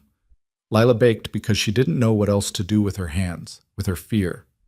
She made bread and rolls and sweet things, and Maggie worked beside her with unusual intensity, as if she could sense the danger gathering like storm clouds. 3 days after the telegram, Maggie did something she hadn't done in 2 years. She was helping Lila shape dinner rolls when her small hand suddenly gripped Lila's wrist with surprising strength. Lila looked down to find Maggie staring at her with dark eyes full of fierce protectiveness. The child's mouth opened, and for a moment nothing came out. Then, rusty with disuse but unmistakably clear, a single word emerged. "Stay." The kitchen went absolutely silent. Sarah dropped the spoon she was holding. Lila's heart stopped beating for one impossible moment. "Maggie?" she whispered. "Stay," Maggie said again, stronger this time. Her small face was set with determination that looked far too old for someone barely 6. "You stay, safe here." Lila dropped to her knees, gathering the child into her arms, while tears streamed down her face. "Oh, sweetness! Oh, my brave girl!" Maggie clung to her, and then she was crying too, great heaving sobs that seemed to carry 2 years of locked-away grief. "Don't go. Don't leave like Mama. Stay." "I'm not going anywhere," Lila promised, even though she had no idea if she could keep that promise. "I'm right here." Caleb appeared in the doorway, drawn by the sound of his daughter's voice after so long. He froze when he saw them on the floor together, Maggie crying into Lila's shoulder while Lila held her like she was the most precious thing in the world. "She spoke," Sarah said unnecessarily, wonder in her voice. Caleb crossed the kitchen in 3 strides and dropped down beside them, wrapping his arms around both Lila and Maggie. They stayed like that, 3 broken people holding each other together, while the bread cooled on the counter and the world outside continued its dangerous turning. "We're going to keep you safe," Caleb said into Lila's hair, and she felt the promise in every tense line of his body. "Both of you. Whatever it takes." Lila wanted to believe him, wanted to believe that love and determination could triumph over Evan's cruelty. But she'd believed in protection before, and it had failed her spectacularly. Still, For Maggie's sake, for this child who'd finally found her voice again, she would try to have faith. That night, as Lila was banking the kitchen fire, she heard horses. Multiple riders coming fast from the south.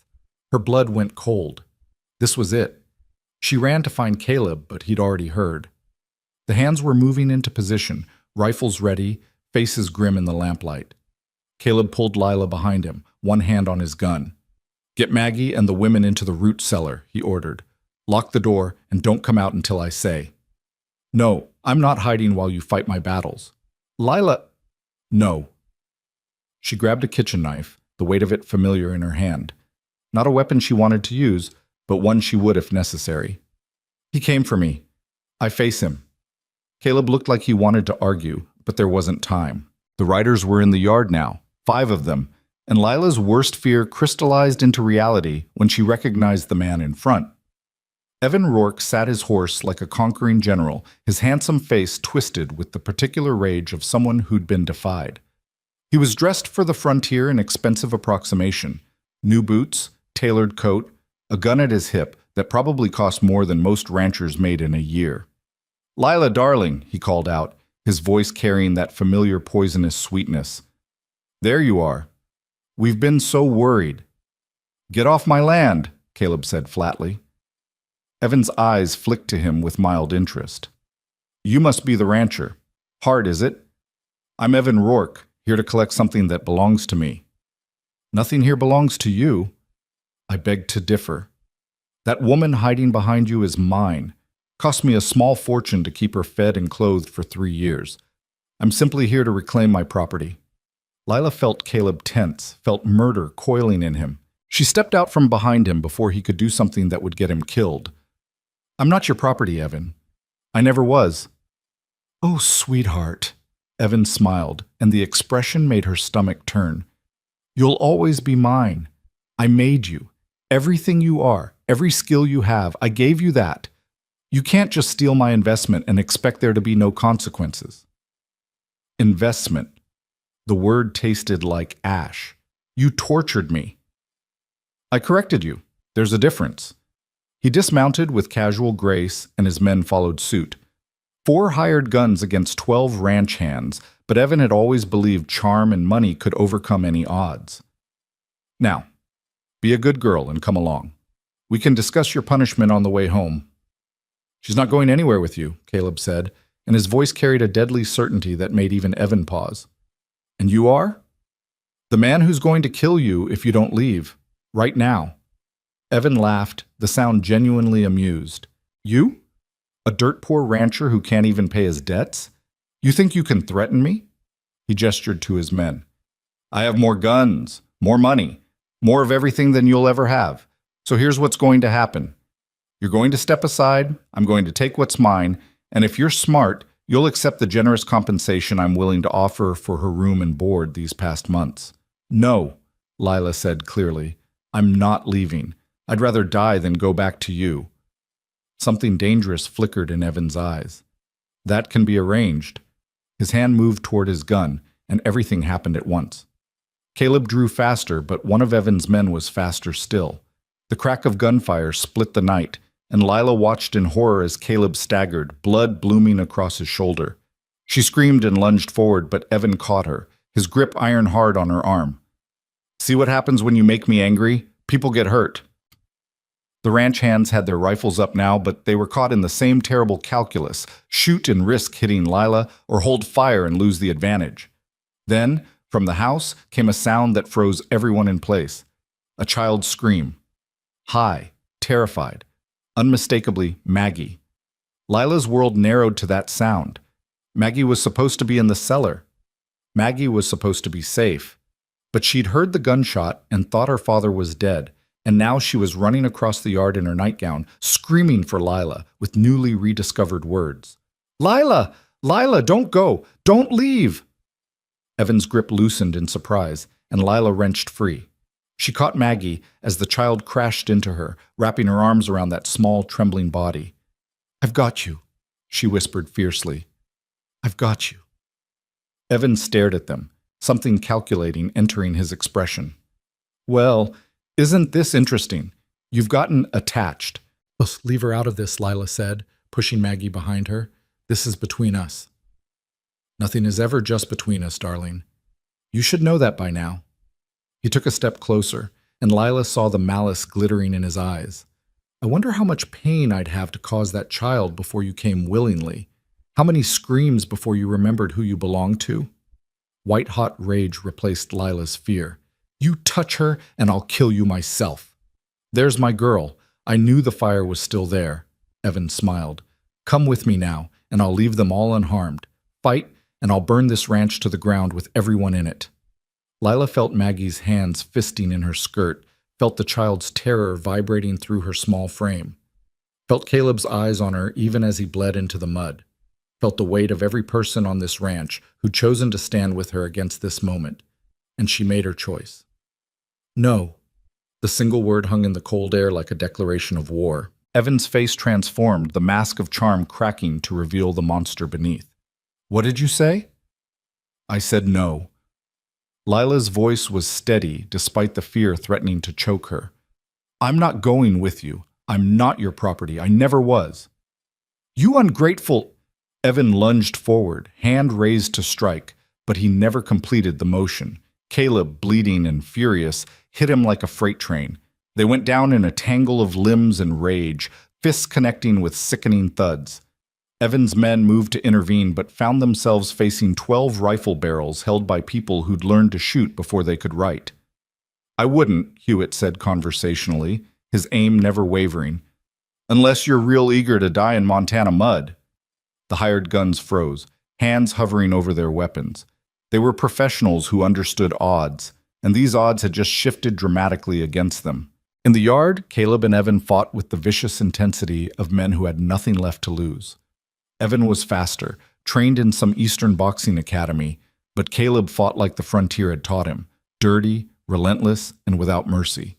He drove his fist into Evan's ribs, his knee into his gut, fighting through the pain of his wounded shoulder with pure hatred fueling every blow. You don't, Caleb punctuated each word with a strike. Touch. What's mine? Evan managed to land a blow that split Caleb's lip, then went for his gun. But Lila was faster. She kicked it away, sending it skittering across the frozen mud, and Evan's eyes found hers with such pure malice that she actually stepped back. You'll regret this, he spat, blood running from his nose. I'll destroy everything you care about. I'll make you watch while I... He never finished the threat. Caleb's fist connected with his jaw with a crack that echoed across the yard, and Evan went down hard, unconscious, before he hit the ground. The sudden silence was deafening. Caleb stood over Evan's prone form, breathing hard, blood dripping from his knuckles and shoulder. He swayed slightly, and Lila rushed forward to steady him. You're bleeding. Doesn't matter. But he leaned into her support, his weight reminding her that he was still human, despite the fury that had turned him into something elemental. Maggie? I'm here, Papa. The small voice was shaky but clear. Maggie had been standing frozen throughout the fight, but now she moved to her father's side, her small hand finding his. You're hurt. I'm okay, little one. He touched her hair with his bloodied hand, gentle despite everything. I'm okay. What do we do with them? Hewitt asked, gesturing to Evan and his men with his rifle.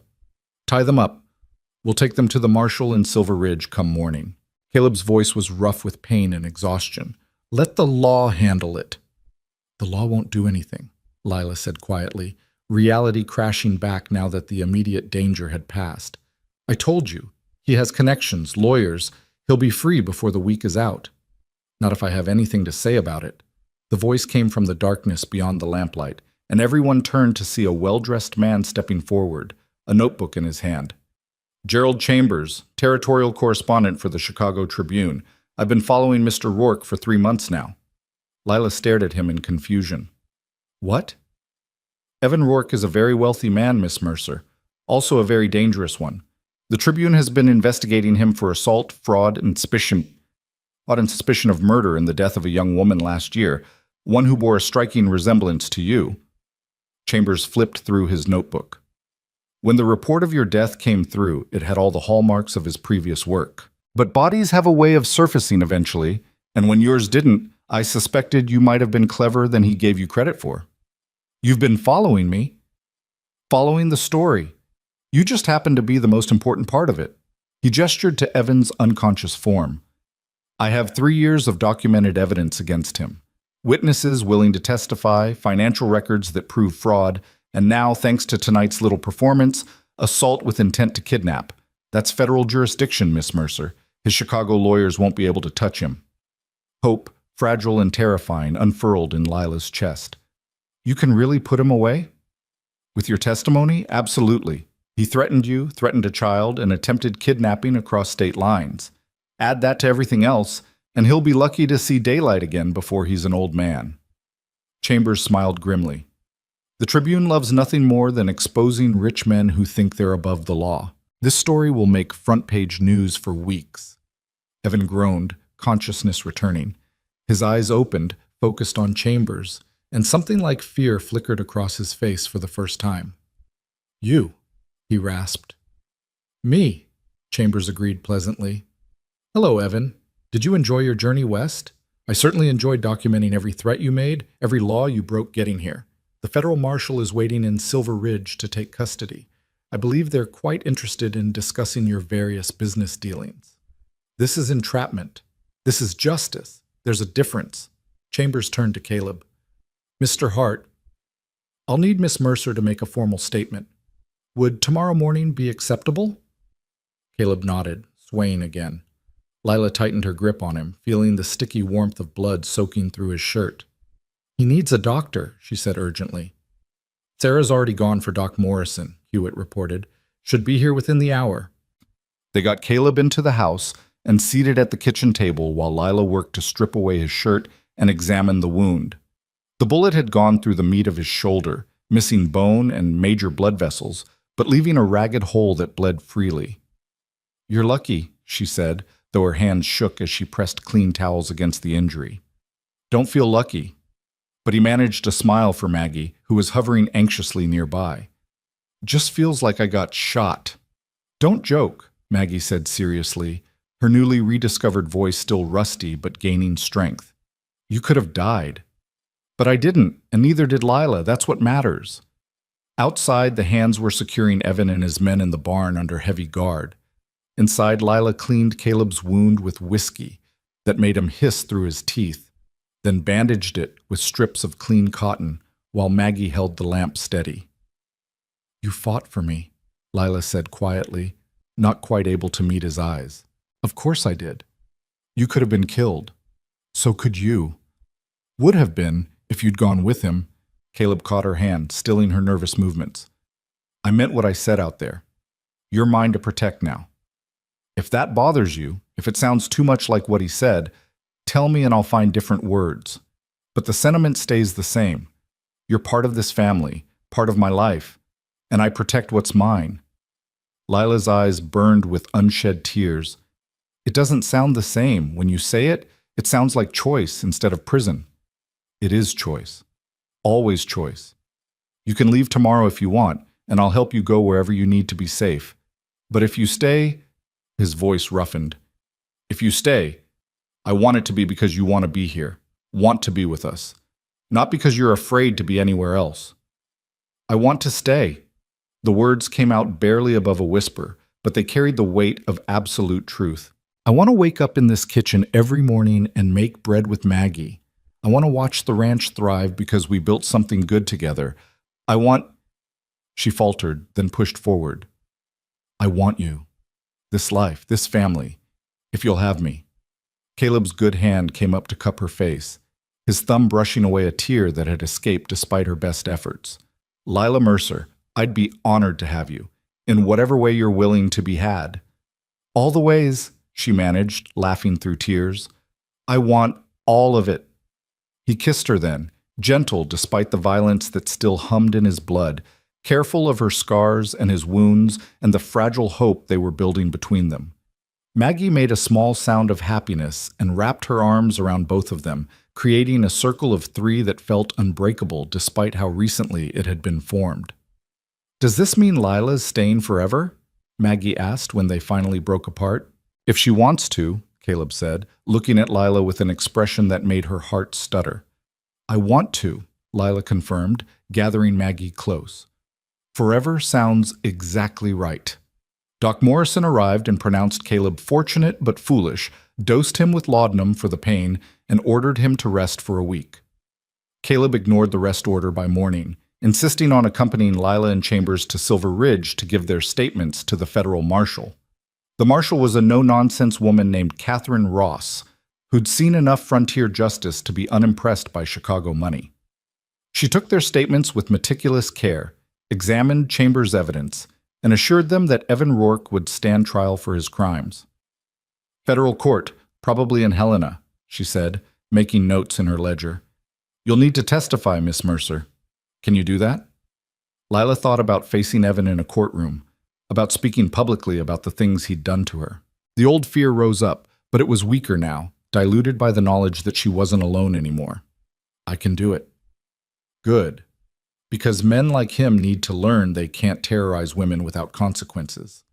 Marshal Ross looked up, her expression fierce. I'll make sure he never touches you again. That's a promise. The trial took place in late April, just as the prairie was exploding into wildflower bloom. Lila traveled to Helena with Caleb and Maggie, the whole ranch sending them off with enough bread and good wishes to sustain an army. The courtroom was packed. Chambers had done his job well, and the story of the Chicago millionaire who'd terrorized a frontier baker had captured the territory's imagination. Lila sat in the witness box wearing her best dress, hands folded to hide their shaking, and told the truth. All of it. The burns, the beatings, the systematic destruction of her sense of self. The night she'd faked her death because dying seemed safer than staying. The months of hiding, of learning to be human again in a kitchen that smelled like yeast and possibility. Evan's lawyers tried to paint her as a thief, a liar, a woman of loose morals who'd taken advantage of their client's generosity. But Chambers had done his homework. He produced witnesses, other women Evan had hurt, business partners he'd defrauded. A damning pattern of violence that stretched back years. The jury deliberated for less than 3 hours. Guilty on all counts. Evan Rourke was sentenced to 20 years in federal prison. When the bailiffs led him away, he looked at Lila with such hatred that she felt it like a physical blow.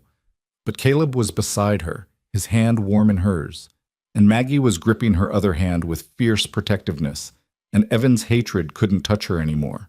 She was free. They were married in June, in the kitchen where they'd fallen in love over bread dough and ledger books. It was a small ceremony, just the ranch family and a few friends from town, but it was perfect.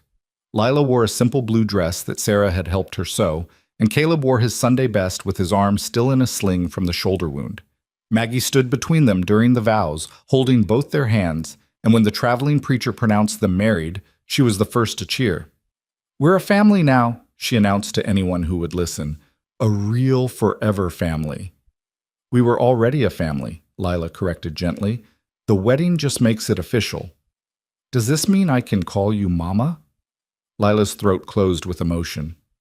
If you want to. I want to, Maggie hugged her fiercely.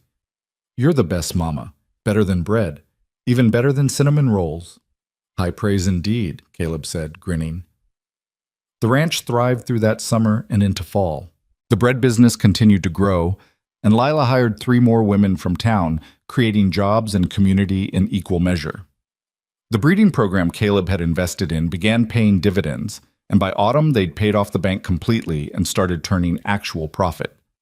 Pritchard made one last attempt to buy them out in September, sending his foreman with an even higher offer. Caleb sent him back with a simple message. Not for sale.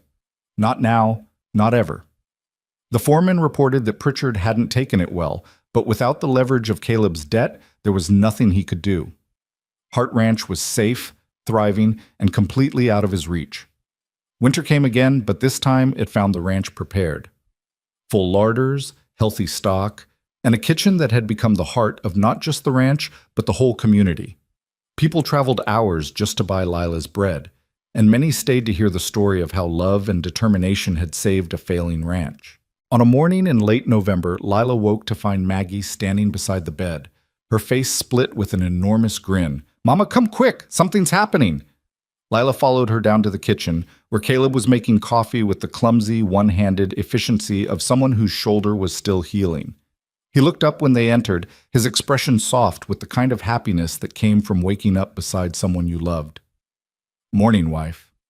"Morning, husband." The words still felt new and wonderful on her tongue. "What's this about something happening?"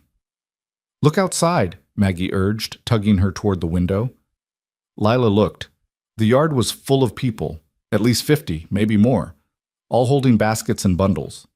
As she watched in confusion, they began to unload lumber, tools, bags of nails. "What? Barn raising," Caleb said, coming up behind her and wrapping his good arm around her waist. "The old barn is falling apart, and we need a bigger one anyway for the expanded operation. I mentioned it to Hewitt last week, and he apparently told everyone within 100 miles. We can't afford. We're not paying. They're volunteering." He pressed a kiss to her temple. "Turns out when you build something good, people want to help you keep building it." Tears stung Lila's eyes as she watched the community come together. Chen and his extended family, Sarah and her children, families from town who'd bought bread and stayed for the story. Even Marshall Ross had come, hammer in hand and ready to work. "This is because of you," Caleb murmured. "You made this ranch worth saving, made it worth being part of." "We did it together." "Yeah, we did." They spent the day working alongside their neighbors, raising walls and beams while children ran underfoot, and Lila and the kitchen women fed everyone from a makeshift outdoor kitchen. By sunset, the barn's skeleton stood proud against the darkening sky, and the air rang with laughter and satisfaction. "Tomorrow we'll finish the roof," Hewitt announced. "Then comes the real work, painting it." "What color?" someone called out. Maggie didn't hesitate. "Red, bright red like Mama's best bread crust." The crowd laughed, and someone suggested naming the new structure the Bread Barn in honor of what had saved the ranch. The name stuck. That night, after the neighbors had departed and the ranch had settled into comfortable, exhausted silence, Lila stood in her kitchen, their kitchen, and took stock of everything that had changed in 1 year. She'd arrived with nothing but a carpet bag and a borrowed name, running from a past that had nearly destroyed her. Now she had a home, a family, a community that valued her for what she could build rather than what she could survive. She had Maggie, who chattered constantly now, making up for 2 years of silence with an endless stream of observations and questions and declarations of love. She had Caleb, who looked at her like she was the answer to prayers he'd stopped believing anyone heard. She had purpose, safety, and the freedom to want things without fear that wanting would lead to pain. "Thinking deep thoughts?" Caleb asked, appearing in the doorway. "Just counting my blessings." "Find many?" "More than I ever imagined possible." She turned to face him, this man who'd fought for her, bled for her, chosen her when she'd given him every reason to send her away. "I love you. I don't think I've said that properly yet." "You've shown it every day." He crossed to her, pulling her close despite the lingering ache in his shoulder. "But I like hearing it too." "I love you," she repeated, the words easier the second time. "I love Maggie. I love this ranch and this life, and waking up every morning knowing I'm exactly where I'm meant to be." "Good. Because I love you too. So much it terrifies me sometimes." "Terrified is better than numb?" "Terrified is infinitely better than numb." He kissed her, slow and deep, and Lila felt the last of her scars begin to heal from the inside out. Upstairs, Maggie was already asleep, her room full of small treasures and the security of knowing her parents were downstairs and would still be there in the morning. Outside, the bread barn stood skeletal but beautiful against the stars, a monument to what community and determination could build. And in the kitchen, dough was already rising for tomorrow's bread, patient and faithful, transforming in the darkness the same way Lila herself had transformed, from broken to whole, from running to staying, from surviving to living. The spring brought news that made the whole territory celebrate. Evan Rourke had lost his final appeal. 20 years in federal prison, no possibility of parole. Lila received the telegram and felt the last ghost of fear finally release its grip on her heart. "It's really over," she told Caleb that night. "It's really over. I can stop looking over my shoulder now. You could have stopped months ago. I would have protected you. I know, but now I don't need protecting. Now I'm just free. And she was.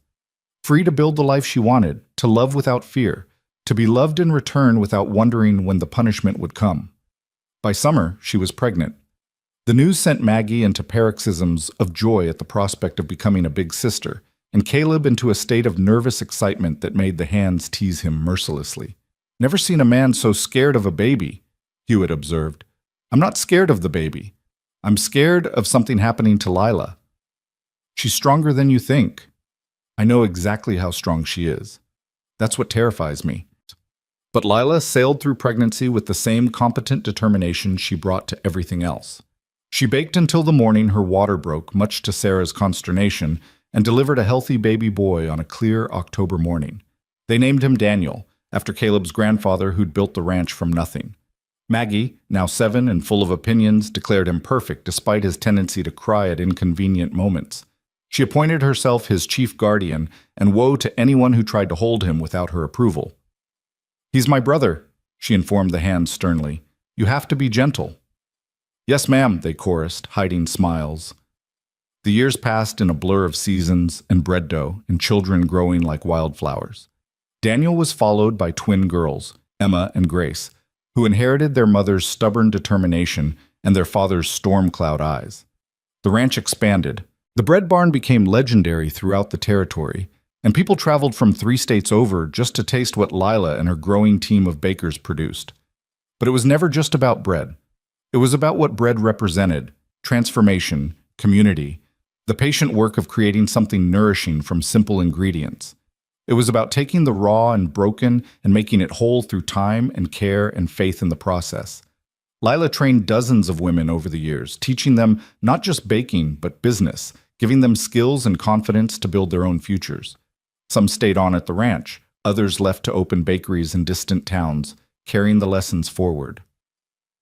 "You're changing the world, one loaf at a time," Caleb told her once. "I'm just making bread." "You're making hope. There's a difference." On Lila's 40th birthday, the territory threw her a celebration that drew hundreds. The barn was decorated with ribbons and wildflowers, tables groaned under the weight of food, and person after person stood up to tell stories about how Heart Ranch bread had sustained them through hard times. "This woman saved our ranch," one farmer said, "taught my wife to bake, and now we sell bread alongside our crops. We would have lost everything without her." "She gave me a job when no one else would hire a widow," Sarah added, "gave me dignity and purpose, and showed me I was worth more than I thought." Maggie, now 17 and beautiful, stood to speak last. "My mother died when I was 4, and I thought I'd never feel safe again. Then Lila came, and she didn't try to replace my mama. She just loved me anyway, made me bread and pulled me from nightmares and showed me that family isn't just blood, it's who shows up when you scream." There wasn't a dry eye in the barn. That night, after the guests had departed and the children were asleep, Lila and Caleb sat on the porch watching stars wheel overhead. "Any regrets?" he asked, lacing his fingers through hers. "About what?" "Running to Montana, staying when it was hard, building this life instead of something easier." Lila thought about the girl she'd been, terrified, broken, convinced she deserved nothing better than Evan's cruelty. Then she thought about the woman she'd become, strong, loved, surrounded by family and community she'd helped build. "Not a single one," she said finally. "Every hard thing led me here. To you. To this family. To a life I couldn't have imagined when I stepped off that train with nothing but a carpet bag. And hope." "Just hope?" "And really good bread recipes." He laughed, and the sound was warm and free. Nothing like the grief-hardened man she'd met that first day. The bread recipes definitely helped. "They did, didn't they?" She leaned her head on his shoulder, comfortable with the silence between them. After 20 years of marriage, they'd learned that some things didn't need words. A light flickered on in the kitchen. Through the window, they could see Daniel, now 12 and tall for his age, sneaking down to practice the bread shaping Lila had been teaching him. He moved with her same precise care, checking his work against the mental standards she'd instilled. "He's going to be better than me," Lila observed. "Impossible, but he'll be good." "You say that about all of them." Because it's true. You and Maggie built something here that's going to outlast both of us. The bread is just the beginning. Lila watched her son work, patient and focused, and felt the satisfaction of seeing her legacy taking root, not in empire or wealth, but in the quiet competence of the next generation learning to create something good. I got a letter today, she said after a while. From the federal prison in Illinois. Caleb tensed. Evan? Dead. Heart failure, apparently. The warden thought I should know. How do you feel? Lila examined her heart carefully, looking for the fear and hatred that had lived there for so long. She found only a distant pity for a man who'd had everything and ruined it through cruelty and control. I feel free, she said. Really, truly free. Not because he's dead, but because I've built something so good that his death barely matters. He's been irrelevant to my life for 20 years. This just makes it official. Good. Caleb kissed the top of her head. You deserve to be free of him. Deserve to be happy. I am happy, deliriously, impossibly happy. She turned to look at him in the starlight. Thank you for fighting for me, for believing I was worth fighting for when I didn't believe it myself.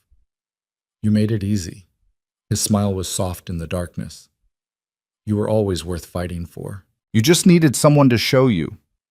Inside, Daniel finished his bread and set it to rise, covered with a clean cloth just like his mother had taught him. Tomorrow it would bake golden and perfect, and the whole family would eat it warm with butter and honey, continuing a tradition that had saved them all. Home was bread rising in the darkness. Home was a child learning to create. Home was a hand in yours and a life built through patient work and stubborn hope. Home was here, and it always would be. And as the stars turned overhead and the prairie wind whispered through the grass, Lila Mercer Hart, baker, wife, mother, and the woman who'd turned bread into salvation, closed her eyes and felt completely, perfectly content. The silence that had once defined her was gone forever, replaced by laughter and voices and the constant hum of a life well lived. And somewhere in the kitchen, in the darkness before dawn, new bread began to rise.